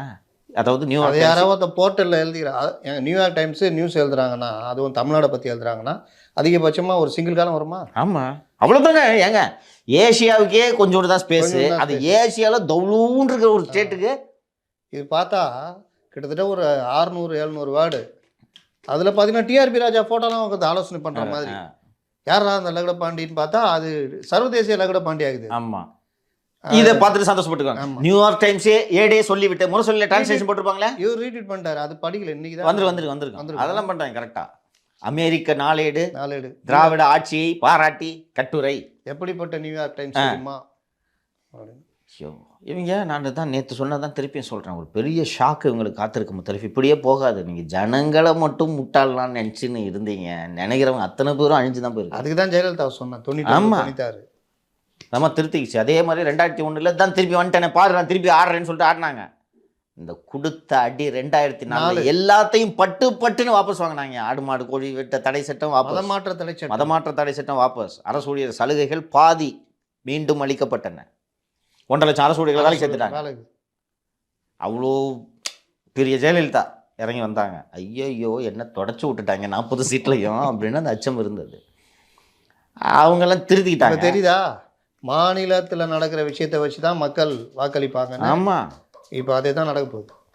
உங்களுக்கு இவ்வளோ நடக்குது, நீங்கள் இந்த ஒரு 10-12 லகட பாண்டிகளை வச்சுக்கிட்டு ஆட்சி செம்மையாக நடக்குதுன்னு சொல்லிட்டு இருக்கீங்க. ஓட்டு போடுறவனுக்கு தெரியாதா என்ன நடக்குதுன்னு? ஃபேஸ் பண்ணுறான் எல்லா பிரச்சனையும். அவங்க தான் நேராக ஃபேஸ் பண்ணுறாங்கப்பா. அவங்க பார்க்குறாங்கல்லப்பா, துபாய்க்கு போய் மனைவியோட போயிட்டு ஏர்போர்ட்டில் வந்து இறங்குறீங்க, சோத்து கஷ்டப்பட்டு இருக்கோம், அதை பார்த்தானா என்ன பண்ணணுப்பா? அதுவும் இப்போ மற்ற சேனல் பார்க்குறாங்களா இல்லையா, நம்ம யூடியூப் ஷார்ட்ஸை கட் பண்ணி பல இடங்களுக்கு போகுது. ஷார்ட்ஸ் தான் போகுது. அப்படியே போகலனாலும் அதெல்லாம் எடுத்து அனுப்புகிற வேலையை தான் அதிமுக ஐடி விங் செம்மையாக செஞ்சுக்கிட்டு இருக்கு. இது இது இது இவங்க உணரவே இல்லை, தெரியுதா? அதாவது ஒன்றும் தெரியாத ஜனங்களுக்கு இல்லையா, கண்ணை மூட்டை 1000 ரூபாய் தூக்கி விட்டு எறிஞ்சிட்டு எலெக்ஷன் ஓட்டு போடுற சமயத்தில் 500 1000 கொடுத்தோன்னா கொண்டு வந்து சூரியன் குத்திட்டு போயிடுவாங்க. இதான நினைப்பு. 1000 கொடுத்ததே பெருசாக நினச்சிட்டு இருக்கிறாங்க. 1000 கொடுத்து விட்டோம் பெரிய லெவலில். அதான் ஒன்றும் பெரிய தாக்கம் இல்லையா, நம்ம சர்வேல ரிசல்ட் தெரியுது. நீங்கள் அந்த 1000 பெரிய தாக்கம்னா வாங்கினவங்க பூரா ஸ்விங்கு தானே ஆகணும். பணத்தையும் வாங்கிக்கிட்டு 30% ஏடிஎம்கே கூட இருக்காங்களா, 2% மற்ற கட்சிக்கு போகிறாங்களா? பணமும் வாங்கிட்டு 30% தானே இந்த கேப் இருக்குது. அதை அவங்க இந்த கேம்பெயினில் பிரிட்ஜ் பண்ணிட்டாங்கன்னா முடிஞ்சு போச்சு. என்ன பண்ணுவீங்க? எந்த லட்சணத்தில் கவர்மெண்ட் போகுதுன்னு தெரியல முத்தலீஃப். தாலிக்கு தங்கத்தை ரத்து பண்ணிட்டு நீங்கள் மாணவிகளுக்கு கொடுத்தா தாலிக்கு தங்கம் வாங்குறவங்களாம் எவ்வளோ? அந்த நம்ம சர்வேல வந்துருந்துச்சு பார்த்தீங்களா முத்தலீஃப்? அந்த தாலிக்கு தங்கத்தை மாற்றிட்டு இவர்கள் கொண்டு வந்த புதுமை பெண் திட்டம் யாருக்குமே தெரிலங்க, சர்வேல சாம்பிள் எடுத்தவங்ககிட்ட. ஆனால் தாலிக்கு தங்கம் திட்டம் ஜெயலலிதா கொண்டு வந்தது அந்த லிஸ்ட்டில் 6வது 7வது இருந்துச்சு, 5வது இடத்துல இருந்துச்சு. ஃபர்ஸ்ட் 3 இடத்துல இப்போ ரீசெண்டாக இருக்கிறது. 4வது வந்து அம்மா ஹோட்டலு, தாலிக்கு தங்கம், மடிக்கணினி, மிதிவண்டி. பாருங்க, பாதி ஸ்கீம் ஏடிஎம்கே. இப்போ ஒன்றும் இல்லை, பார்லிமெண்ட் எலெக்ஷனு இந்த மாதிரி இது அடுத்து நாங்கள் ஆட்சிக்கு வந்தால் இதெல்லாம் கொண்டு வருவோன்னு எடப்பாடி இவங்க சொன்னாங்கன்னா பெரிய ரீச் அது. நீங்கள் கால்நடை கொடுப்போம், மடிக்கணினி கொடுப்போம், கல்வி கடன் ரத்து பண்ணுவோம், தாலிக்கு தங்க மறுபடியும் கொண்டு வருவோம்னா முடிஞ்சது. கிராமத்தில் 2006 எலெக்ஷனில் அந்த கேம்பெயினை அவங்க கொண்டு வந்தாங்கன்னா வச்சிங்களேன், ஏடிஎம்கே 2026 அதிக வாய்ப்பு இருக்குது. அசட்டாக பார்ப்பாங்க மக்கள், ஒரு விஷயம் அசட்டாக கொடுக்குறாங்க, தங்கமாக இது சைக்காலஜி. இது ஏன் என் வீட்டுக்கு ஒரு ஆடு மாடு கொடுத்தீங்கன்னா சந்தோஷமாக நான் ஓட்டு போடுவேன்னா, நீ உட்காந்தப்பா சென்னையில் ரேஸ் நடத்தினார் சின்னவர், அப்படி ஆயிடுச்சு இப்படி ஆயிடுச்சு, அமெரிக்கா நியூயார்க் நகரத்தை விட சென்னை அழகாக இருக்குன்னு செந்தில் அங்கே கூட்டு போயிருக்கலாங்க ஸ்பெயினுக்கு. எந்த செந்தில்? சீப்பு செந்தில் பரட்ட வீச்சா? அவர் தானே சொன்னது. நியூயார்க்கு பார்க்கும்போது சென்னை வந்து எவ்வளோ நம்ம வாழ்கிறோம் அப்படின்னு. இப்போ ஸ்பெயின் கொண்டு போயிருந்தா நல்லா இல்லை, ஸ்பெயினை பார்க்கும் பொழுது இருக்கும். அப்போ ஸ்பெயினில் போய் பரோட்டா போடுவார், பரோட்டா மசாலா பீச் இங்கே பீச் இருப்பார்ல. முத்தலீஃப், ஒரு சந்தோஷமான செய்தி. ரொம்ப நாளாக போராடி இருந்தது, ரொம்ப நாளாக போராடி கொண்டிருந்த இஸ்லாமிய சிறை கைதிகள் விடுதலைக்கு அரசும் ஆளுநரும் சேர்ந்து மனமு ஒப்புதல் அளித்து விட்டார்கள். 25 ஆண்டுகளுக்கு மேலாக சிறையில் இருக்கக்கூடிய சையத் அலி, பாபு என்கிற ஊமை பாபு, ஜாகிர் என்கிற குண்டு ஜாகிர், ஷாகுல் அமீத், ஹாரூன் என்கிற ஹாரூன் பாஷா, யாசுதீன், நெட்டை இப்ராஹிம், ஷேக் ஜிந்தா மாதர் மற்றும் கூலை இப்ராஹிம் ஆகிய 10 பேர். இது போக இன்னும் 4 பேர் 4 பேர் 15 பேரை முன்விடுதலை செய்கிறார்கள். இவங்கெல்லாம் இந்த கோவை குண்டுவெடிப்புக்கு முன்னாடி உள்ள செட்டுவங்க, அதுக்கு முன்னாடி அஃபென்ஸ் பண்ணிவிட்டு சிறைக்கு போனவங்க. உள்ள இது ஒரு ரீசனு உள்ளே விட்டுட்டாங்க. 5/2/2024 அரசாணை வெளியிடப்பட்டுள்ளது. உண்மையிலே வரவேற்க தகுந்த விஷயம். அது உண்மையிலே நான் ஸ்டாலின் அரசுக்கு வாழ்த்துக்களையும் பாராட்டுகளையும் தெரிவித்துக் கொள்கிறேன். இதில் தானே இந்த கூலை இப்ராஹிம்லாம் தானே விடவே கூடாது, சுப்ரீம் கோர்ட்டில் அபுதாயிர் இவங்கள தான் என்னாலும் விடக்கூடாது, இவங்களெல்லாம் போய் உச்சநீதிமன்றம் போனாங்க. பெட்டர் சென்ஸ் ப்ரிவேல்டு, விட்டுட்டீங்க. நான் உண்மையிலே ஸ்டாலின் அரசுக்கு மனமாற வாழ்த்து தெரிவிக்கிறேன். 25 வருஷமாக என்ன குற்றம் வேணாலும் பண்ணிக்கிட்டோம், 25 இயர்ஸ் எனஃப். வெளில வரட்டும், எனக்கு உள்ளபடியே இது சந்தோஷமாக இருக்குது. தமிழக அரசு எடுத்த இதை சீக்கிரம் செஞ்சுருந்துருக்கணுன்ட்டு நாங்கள் விருப்பப்படுறோம் இல்லையா? சிறுபான்மையின் காவலர்கள் என்று சொல்லி கொள்ளக்கூடிய உங்கள் அரசு 3 ஆண்டுகள் தான் ஆக வேண்டுமா? உங்களை வெளில விடுறதுக்கு? அதுவும் இப்படிலாம் அஃபிடேவிட் போட்டு இதில் எக்ஸ்போஸ் ஆகி சரி இது சொல்லுங்கள், எலெக்ஷன் மனசில் வச்சுட்டு இது நடந்திருக்குமா? அதான் வாய் திறக்கலாம்னு நினச்சேன், நீங்கள் முடிச்சாப்ப திறக்கலாம்னு நினச்சேன். அதெல்லாம் கிட்டத்தட்ட எலெக்ஷன் ஸ்டண்ட்டாக தான் இருக்கும். ஏதோ சிறுபான்மை மக்களுக்கு இதை எடுத்து விட்டுவாங்கல்ல. சிவாஜி கிருஷ்ணமூர்த்திலேருந்து பல பேர் இருக்கிறாங்க, கையில் கொடுத்துருவாங்க விட்டு. இது ஜெயிலில் இருக்கிறவன் வெளில வர முத்தலீஃப் அது எலெக்ஷனுக்காக செஞ்சானே, எதுக்காக செஞ்சான், எனக்கு அது நல்லது உள்ளபடியே சந்தோஷம். எனக்கு ஒன்றும் இதில் எந்த விதமான வருத்தமும் இல்லை. இந்த இன்னைக்கு சென்னை உயர்நீதிமன்றம் தீர்ப்பை ஒத்தி வைத்திருக்கிறது. அது என்ன தீர்ப்புனா, சென்னை புதிய தலைமைச் செயலகம் கட்டுவதில் ஊழல் என்று ஜெயலலிதா அரசு ஒரு விசாரணை ஆணையத்தை நியமித்தார்கள். அந்த விசாரணை ஆணையத்திற்கு எதிராக திமுக வழக்கு தொடுத்த போது அந்த விசாரணை ஆணையக்கான அந்த உத்தரவை ஏதோ டெக்னிக்கலாக சரியில்லைன்னு சொல்லிட்டு அந்த ஆணையத்தை ரத்து செய்து சென்னை உயர்நீதிமன்றம் உத்தரவிட்டது. ரத்து செய்யும் போதே கூடுதலாக என்ன பண்ணிட்டாங்கன்னா, லஞ்ச ஒழிப்புத்துறை விசாரிக்கணுன்ட்டு ஒரு அரசாணையும் போட்டுறதுக்கு உத்தரவு போட்டுட்டாங்க. அந்த அடிப்படையில் லஞ்ச ஒழிப்புத்துறை விசாரணை எல்லாம் நடத்திட்டு இருந்த பிறகு அந்த சிங்கிள் ஜட்ஜ் ஆர்டர்னு நினைக்கிறேன், அதற்கு எதிராக மேல்முறையீடுக்கு போகிறாங்க. மேல்முறையீடுக்கு போயிட்டு லஞ்ச ஒழிப்புத்துறை விசாரிக்கணும்னு சொன்ன ஸ்டேஜில் அந்த வழக்கை வாபஸ் வாங்கணும்னு தமிழக அரசு முடிவெடுக்குது.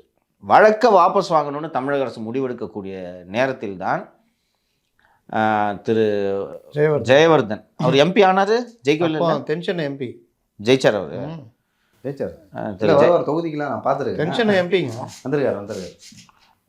திரு ஜெயக்குமார் அவர்களின் மகன் திரு ஜெயவர்தன் அவர்கள் தன்னை இடையீட்டு மனு ஒன்று தாக்கல் செஞ்சு என்னையும் இதில் இது பண்ணணும், ஏன்னா அரசாங்கம் ஒரு வழக்கை இந்த மாதிரி ஊழல் வழக்கை ஆட்சி மாற்றம் வந்தவொடனே வாபஸ் வாங்கக்கூடாது அப்படின்னு சொல்லிட்டு அவரோட ஸ்டாண்டு.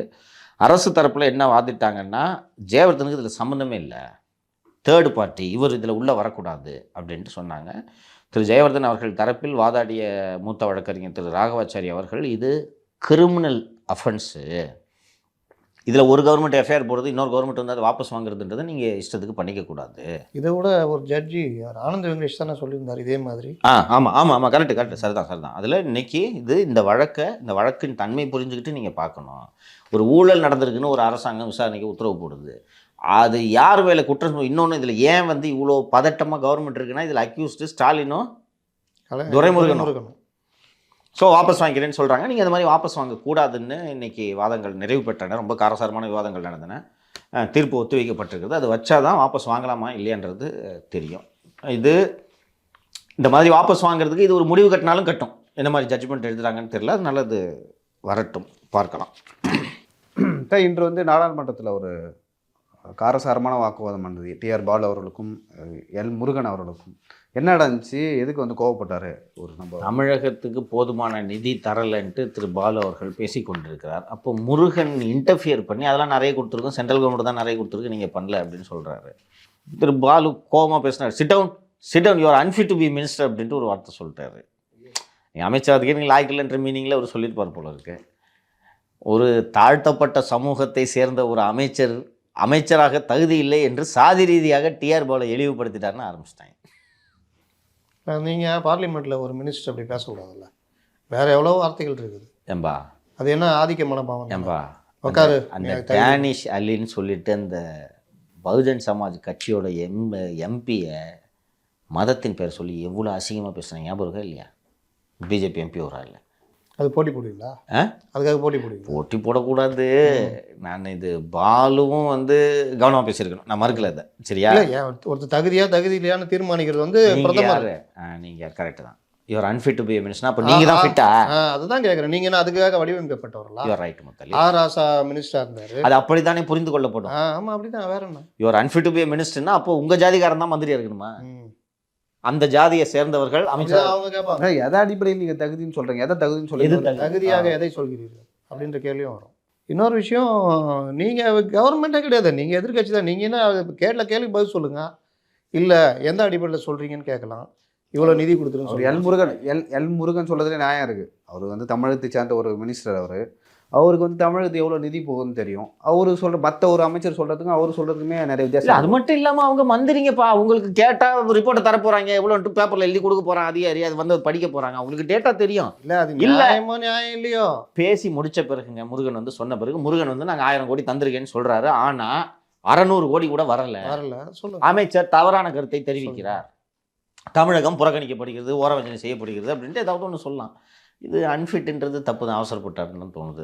நல்லா லியோ அழகாக கேட்டா அப்படி எது தகுதி, எது தகுதி? அப்போது இன்னைக்கு ஒரு லிஸ்ட்டு ஒன்று வந்துருக்கு. முக்குளத்தோர் சமூகத்தை சேர்ந்தவர்கள் தான் அமைச்சராக இருக்க வேண்டுமா, இதான் கேட்குறாங்க. தமிழ்நாட்டில் ஒரு லிஸ்ட்டு வந்துருக்கு, போட்டு பரப்பி விட்டுருக்காங்க. இதை ஒட்டி தான் நினைக்கிறேன் யார் யார் எத்தனாம் கிளாஸ் படிச்சிருக்காங்கன்னு. பாதி மினிஸ்ட்ரி 7ஆம் கிளாஸு 8ஆம் கிளாஸு 10th இப்படி தான் வருது. அப்போ நீங்கள் எப்படி தகுதி? காமராஜருக்கு எது தகுதி? அதனால் இதெல்லாம் பேசக்கூடாது, சப்ஜெக்ட் பேசுங்க. பட் அந்த அந்த வார்த்தையை வந்து திமுகக்கு ரொம்ப பிடிச்சி போச்சு போல இருக்கு. எட்டி உதயப்பண்டாவா இதை இல்லை சொன்னார் இல்லை அவர். தகுதி சொல்கிறேன், மகளிருக்கு உரிமை தொகைன்னு கேட்டால் தகுதி வாய்ந்த பெண்களுக்குன்னு மாத்துறாங்க. இந்த அவரு ஏட்டையா பல தடவை தகுதி பற்றி பேசியிருக்காங்க. ஏட்டையா அது ஒரு தாழ்த்தப்பட்டவரின் இடத்தில் நின்று நான் பார்க்க வேண்டும் இல்லையா? அப்போது எல்லாம் மந்திரியாக இருக்குதுக்கே லாய்க்கு இல்லையா அப்படின்னு சொன்னேன்னா அந்த தாழ்த்தப்பட்டவன் எப்படி சிந்திப்பான்? டக்குன்னு அங்கே தான் போய் நிற்கும் இல்லையா? மற்றவங்களுக்கு தெரியாதுப்பா. இல்லை நீங்கள் சொன்னது நானே பாலு இந்த மீனிங்கில் சொல்லியிருக்க மாட்டான்னு நினச்சிட்டு தான் நான் பேச ஆரம்பித்தேன். பட் ஒரு தாழ்த்தப்பட்டவன் எப்படி பார்ப்பான்? எல்லாம் மந்திரியார்கள் லாய்க்கு இல்லை அப்படின்னு சொன்னால் அப்போது நான் இந்த சமூகத்தில் பிறந்ததுனால என்ன மந்திரியாக இருக்க தகுதி இல்லைன்னு சொல்கிறாருன்னு தானே அவங்க புரிஞ்சுப்பாங்க. எது எப்படியோ தேர்தல் நேரம்ப்பா, நீ தும்முனாலே எப்படி நீ இப்படி தும்பலாம் என்று ஊதுறதுக்கு பிஜேபி ரெடியாக இருக்குது. இன்னைக்கு நேஷனல் மீடியாவில் டிபேட்டியா அப்படி? ஆமாம், ஏன் அவன் தான் காத்துனுக்குறான், அப்படியே பார்த்துட்டு இருப்பான். என்னடா கொடுக்குறான், கொடுத்துட்டான்பா, சூப்பர் பட்டு பட்டு பட்டு பட்டுன்னு பிடிச்சிக்கிட்டாங்க. எல்லாம் ட்வீட் போட்டாங்க. பிஜேபி இந்த ஈகோ சிஸ்டம் அதெல்லாம் அவர் உதயநிதி கொடுக்குறாரு சனாதனமா, அவர் வந்து டிஆர் பாலு கொடுக்குறாரு நாட் ஃபிட் அப்படின்னு. அதுவும் அந்த TR Baalu don't you are not fit, sit down, you are sit down, what are talking. OPS பையனையும் அதோட திட்டினார், ஞாபகம் வருதா? இதே மாதிரி தான், இதே தொழில் தான் பண்ணார். உட்காரா சின்ன பையன் நீலாம் வந்து அப்படின்னு. ஐயோ, இவங்க ஏங்க எப்படி வாயை கொடுத்து ஒன்றும் இல்லாத பிரச்சனைக்காக போய் மாட்டிக்கிறாங்க. அவர் அந்த எண்ணத்தில் பேசலனா கூட இந்த மாதிரி வார்த்தைகளை பயன்படுத்தக்கூடாது. ராகுல் காந்தி வாய மூடுன்னு சொல்லலையா? வாய மூடு ஃப்ளைங் கிஸ் கொடுத்துறாங்க. ஐயோ பார்த்துட்டான் ஒரு படத்தில் அது மாதிரி தவிர்க்கணும். இன்னைக்கு அவங்க அப்படி தானே பண்ணுவாங்க, எல்லாத்தையும் எடுப்பாங்க. சமூக நீதி கட்சின்னு சொல்றீங்க, எத்தனை தலித் மாவட்ட செயலர்னு ஆரம்பிப்பாங்களே, முரசொலி வரைக்கும் வந்து நிற்பாங்க. முரசொலி நிலத்தை பஞ்சமி நிலம்னு சொன்னதுனால தான் நீ இப்படி பேசுகிறேனோ. தேர்தல் நேரம்ப்பா, கவனமாக இருக்கணும் இல்லையா? அது இதுக்கு பார்த்தீங்களா முத்தலீஃபு உதயநிதி சனாதனம் பற்றி பேசுனதுக்கு 2 மேஜிஸ்ட்ரேட் கோர்ட்லேருந்து சம்மன் வந்திருக்கு. கர்நாடகாவிலேருந்து பெங்களூர்லேருந்து ஒரு நீதிமன்றம், மேஜிஸ்ட்ரேட் கோர்ட்டு, பாட்னா பீகார்லேருந்து ஒரு நீதிமன்றம். ஒன்றாகாது இது சம்மன் கேஸு, ப்ரைவேட் கேஸு. இது அட்வொகேட் இருக்காங்க, போய் ஒரு அப்பீல் எல்லாம் சமாளிக்கலாம், அது ஒன்றும் பிரச்சனை இல்லை. ஆனால் நியூஸ் ஆகிட்டே இருக்குமா இருக்காது? எலெக்ஷனுக்கு முந்தின நாள் டிபேட் போவோம். அவங்களோட பிளானை தெரியுது பிஜேபி. எல்லா அரசியல் வச்சு இப்படி தானே பண்ணுவாங்க. அவங்க பிளான் தெரியுது. எங்கே லேசாக சறுக்குறாங்க பார்த்து கப்புன்னு பிடிச்சிக்கிறது. சனாதனமாக விடு, 6 மாதத்துக்கு உருட்டுறேன் சனாதனத்தை. இப்போ அன்ஃபிட், தலித்தை பார்த்து, அதுவும் ஒடுக்கப்பட்டதிலேயே அதிகம் ஒடுக்கப்பட்ட அருந்ததியோர் சமூக அமைச்சரை பார்த்து நீ அன்ஃபிட்ன்ட்டியா? தமிழகத்திலேயே அந்த சமூகத்துக்கு வந்து அவங்க தான் கொடுத்தாங்க மினிஸ்டர்ல. இந்த விபி துரைசாமி கொடுக்க போகிறாங்க, சீட்டு கொடுக்க போகிறாங்க எம்பி. அவர் டாக்டர்ல Murugan PhD in law man. Law தான் சார். ஆக்சுவலா அந்த சமூகத்துக்கு மக்களுக்கு யாருக்கு கொடுத்தாங்க? சட்ட ஆணைய துணைத் தலைவராக இருந்தப்போ தானே இந்த பஞ்சமி நிலம் மேட்ரு அவர் எடுத்துகிட்டு வந்தார். அது இருந்தார்.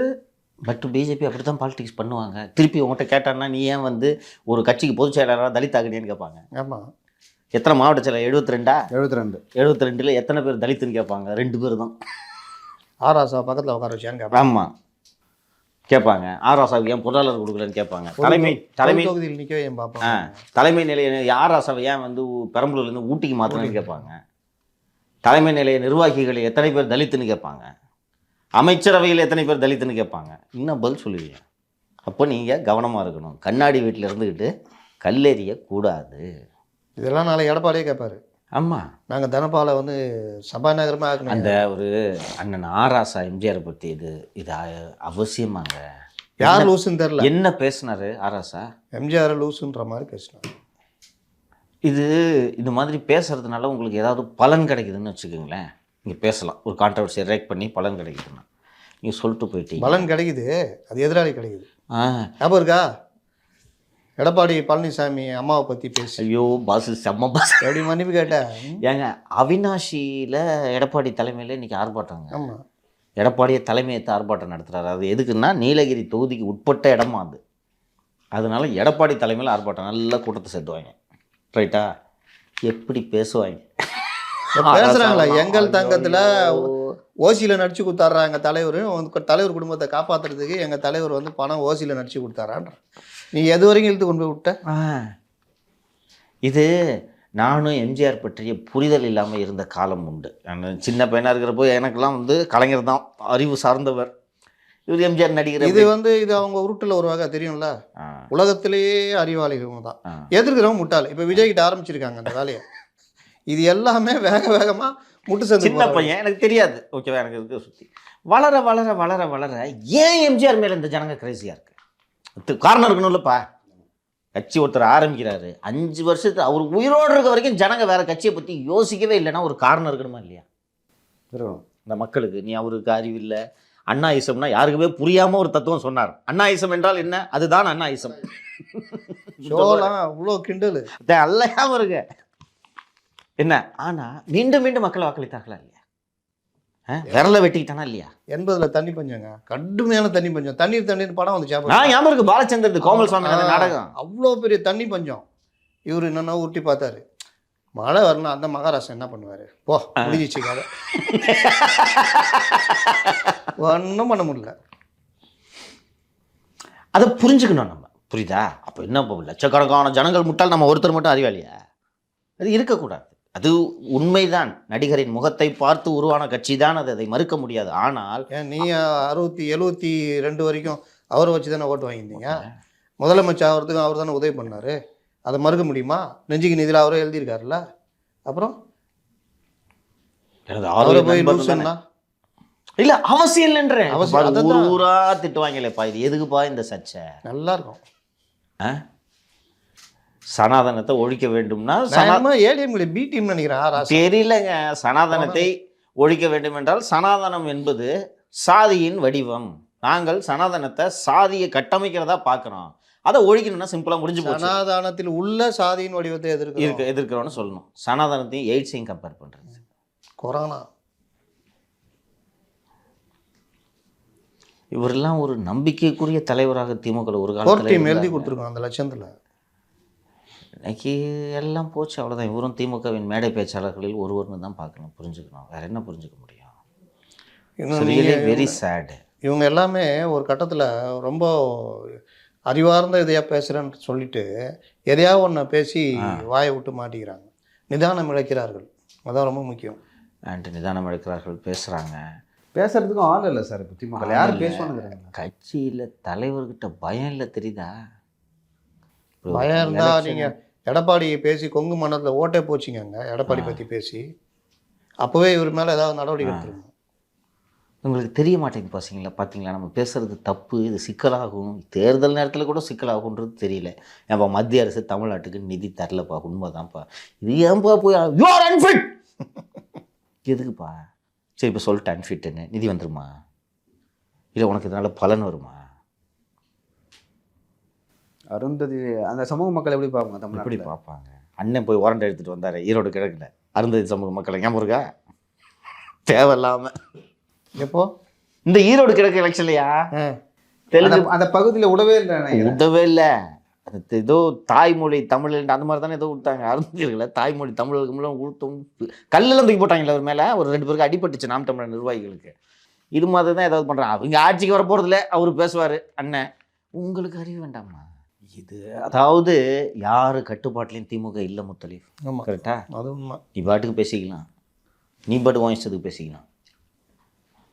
ஒரு தேர்தலை சந்திக்க போகிறோம், கவனமாக இருக்கணும், ஒவ்வொரு ஓட்டும் முக்கியம் அப்படின்ட்டு நீங்கள் நினச்சிங்கன்னா எவ்வளோ கவனமாக ப்ளே பண்ணுவீங்க.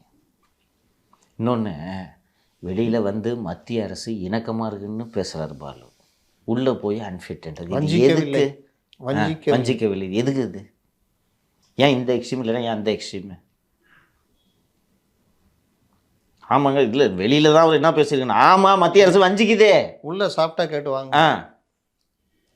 கஷ்டம் பாவீங்களா வச்சுக்கிட்டு கொடு. போன வருஷம் சட்டசபை கூட்டம் வந்து இவங்க ரொம்ப உச்சத்தில் இருந்த நேரம். கவர்னரோட ஒரு பெரிய மோதல் நடந்ததுல்ல. அதான் ஞாபகம் யாரும் போகக்கூடாதுன்ட்டு இவர் மட்டும் போய். அப்போ ஒரு அமைச்சர் வேகமாக போயா அப்படின்னு உள்ளே உட்காந்து கத்துனார். ஞாபகம் இருக்கா? எங்கே அவர் வேற பாவம் தமிழ்லாம் ரெடி பண்ணிட்டு வந்தார். தமிழில் எல்லாம் பிறப்போக்கும் எல்லா உயிருக்கும்லாம் ரெடி பண்ணிட்டு வந்து பேசினார். அதெல்லாம் சபை குறிப்பில் நீக்கிறாங்க. நீக்கிட்டு இவருக்கு எதிராக அங்கே நின்று தீர்மானம் படித்தா அவர் கொஞ்ச நேரம் புரியல, இன்னமும் படிச்சுட்டு இருக்காரு ஸ்டாலின். சரி படிக்கிட்டோன்னு பார்த்தா அப்புறமா செக்யூரிட்டி கூப்பிட்டு தான் சொல்கிறார், உங்களை பற்றி ஐயா சொல்லுங்கிறாரு.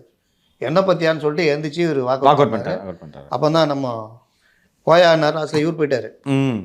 இந்த சட்டசபையில் அவர் இல்லையா? இந்த சட்ட இப்போ இல்லை, இப்போ இந்த பட்ஜெட் கூட்டத்தோடலாம் ஸ்மூத்தாக நடக்கும்னு நான் நினைக்கிறேன் தலைவர். ஆமாம், ஏன்னா அன்னைக்கு அந்த தீர்மானம் போட்டாங்க, அண்டு ஆளுநர் பேசுகிற அவை குறிப்பிலேருந்துலாம் நீக்கினாங்க. அதுக்கப்புறம் நடந்த என்ன நிகழ்வுகளையும் அரசு இணக்கம் காட்டுச்சு, ஞாபகம் இருக்கா? அதுக்கப்புறம் நடந்த சுதந்திர தின நிகழ்ச்சியில் தான் தேநீர் விருந்தில் கலந்துக்கிட்டாங்க, ஞாபகம் இருக்கா? தேநீர் விருந்தில் கலந்துக்கிட்டாங்க, கூட்டணி கட்சிகளை புறக்கணிச்சாங்க. திருப்பி இந்த ஆண்டு குடியரசு தின அந்த தேநீர் விருந்தில் அமைச்சர்கள் கலந்துக்கிட்டாங்க, எதிர்கட்சிகளை புறக்கணிச்சாங்க. முதலமைச்சர் புறக்கணிச்சாருங்க. முதலமைச்சர் ஏங்க முதலமைச்சர் வெளிநாட்டில் இருந்தாங்க? இல்ல வெளில எங்க இருந்தாரு? விடுதலை சிறுத்தைகள் இங்க போயிட்டாரு, அமைச்சர்களா இருந்தாங்க. ஏங்க வருஷம் 26ன்றது முதல்வர் கலந்துக்கிற ஒரு ஃபங்க்ஷன். அது தீபாவளி இது மாதிரி அது ஒரு இது, அதுக்கு டேட்டு கொடுத்துருப்பாருல. அப்புறம் என்ன விடுதலை சிறுத்தைகள் போனார்? அது தள்ளி போய் நடக்கிற மாநாடுங்க, அது கூட்டணி கட்சி. எது வேணா போட்டோம், அவர் தான் இருக்காரு சின்னவர், அவர் அனுப்பிச்சு விட்டு ஒரு நல்ல ஸ்ட்ராட்டஜி தான் சார் அது. ஆக்சுவலாக அதை தாண்டி வந்து ஆளுநரே உரண்டை வைக்க மாட்டார் அப்படின்னு நினைக்கிறேன் இந்த சட்டசபையில். ஏன்னு கேட்டிங்கன்னா எலெக்ஷன் வருது, ஏதாவது இழுத்தாருன்னா அவருக்கு எதிராக முடியும். பாஜக பிஜேபியை மட்டும் நீங்கள் அந்த மாதிரி குறைச்சி மதிப்பிடாதீங்க. வம்புக்குன்னு போய் உள்ள சனாதனக்குன்னு அதெல்லாம் ஏதாவது ஒன்று இழுப்பாங்க. அது அவங்க ஸ்டைலு, எப்படி ரியாக்ட் பண்ணுறேன்னு பார்க்கலாம். இப்போது அவர் ஏதாவது வேணுக்குன்னு சொல்லி இவங்க ரியாக்ட் பண்ணாமல் அமைதியாக இருந்தாங்கன்னா பார்த்தியா மொக்க ஆகிட்டாங்கன்னு சொல்லிட்டு எக்ஸ்போஸ் பண்ணுறதுக்கு அது உதவும் இல்லை. அவங்க சும்மா இருக்க மாட்டாங்க. அவருக்கு ஆளுநர் அறிக்கையை கொடுப்பாங்கல்ல படிக்கிறதுக்கு, அதில் ஆளுநர் திருத்தம் செய்வாங்க. சாஃப்டாக இருக்கும் பாருங்கள், இந்த வாட்டி சாஃப்டாக இருக்கும், ஸ்மூத்தாக இருக்கும்னு தான் நான் பார்க்குறேன். ஆளுநரும் கொஞ்சம் டோன் டவுன் பண்ணிட்டாருன்னு தான் பார்க்குறேன். ஏன்னா சுப்ரீம் கோர்ட் அந்த ஃபைல் கையெழுத்து போடாததில் ரொம்ப கொஞ்சம் ஓவராக தான் போயிட்டோமோ அப்படின்ட்டு அவரும். அது ஃபைலுக்கு மட்டும்தான், அதுக்கப்புறம் எவ்வளோ பேசினார். அதான் என்னன்றதை பார்க்கணும். பெருசாக டிஸ்டர்பன்ஸ்லாம் ஒன்றும் இருக்குன்ட்டு எனக்கு தோணலை. ஆனால் என்னென்னா இந்த பட்ஜெட் தமிழ்நாடு அரசுக்கு முக்கியமான பட்ஜெட்டு. தேர்தல் இதன் காரணமாக மனதில் வச்சு சலுகைகளை கொஞ்சம் அள்ளி வீசணும். எல்லா கவர்மெண்ட்டும் பண்ணுது நிதி. அதுதான்ப்பா இல்லையே, ஏதாவது கொடுக்கணும். விடுபட்டு போகணும். சின்ன கோபத்தில் தான் தூங்கிட்டார் அவர். யார்? நிதித்துறை செயலர் இருக்கும். என்னையே போட்டு உயிரெடுத்துனுருங்க, எல்லாத்துக்கும் யூசின்னு இப்போ நடுராத்திரி தூங்க கூட விடாமல் எழுப்பி வச்சுன்னு உயிரெடுத்துனுக்குறீங்கன்னு அவர் போட்டிருந்துக்கலாம். அதனால் ஸ்கீம்ஸ்லாம் போடுறதுக்கு ஃபண்ட்ஸ் இல்லை.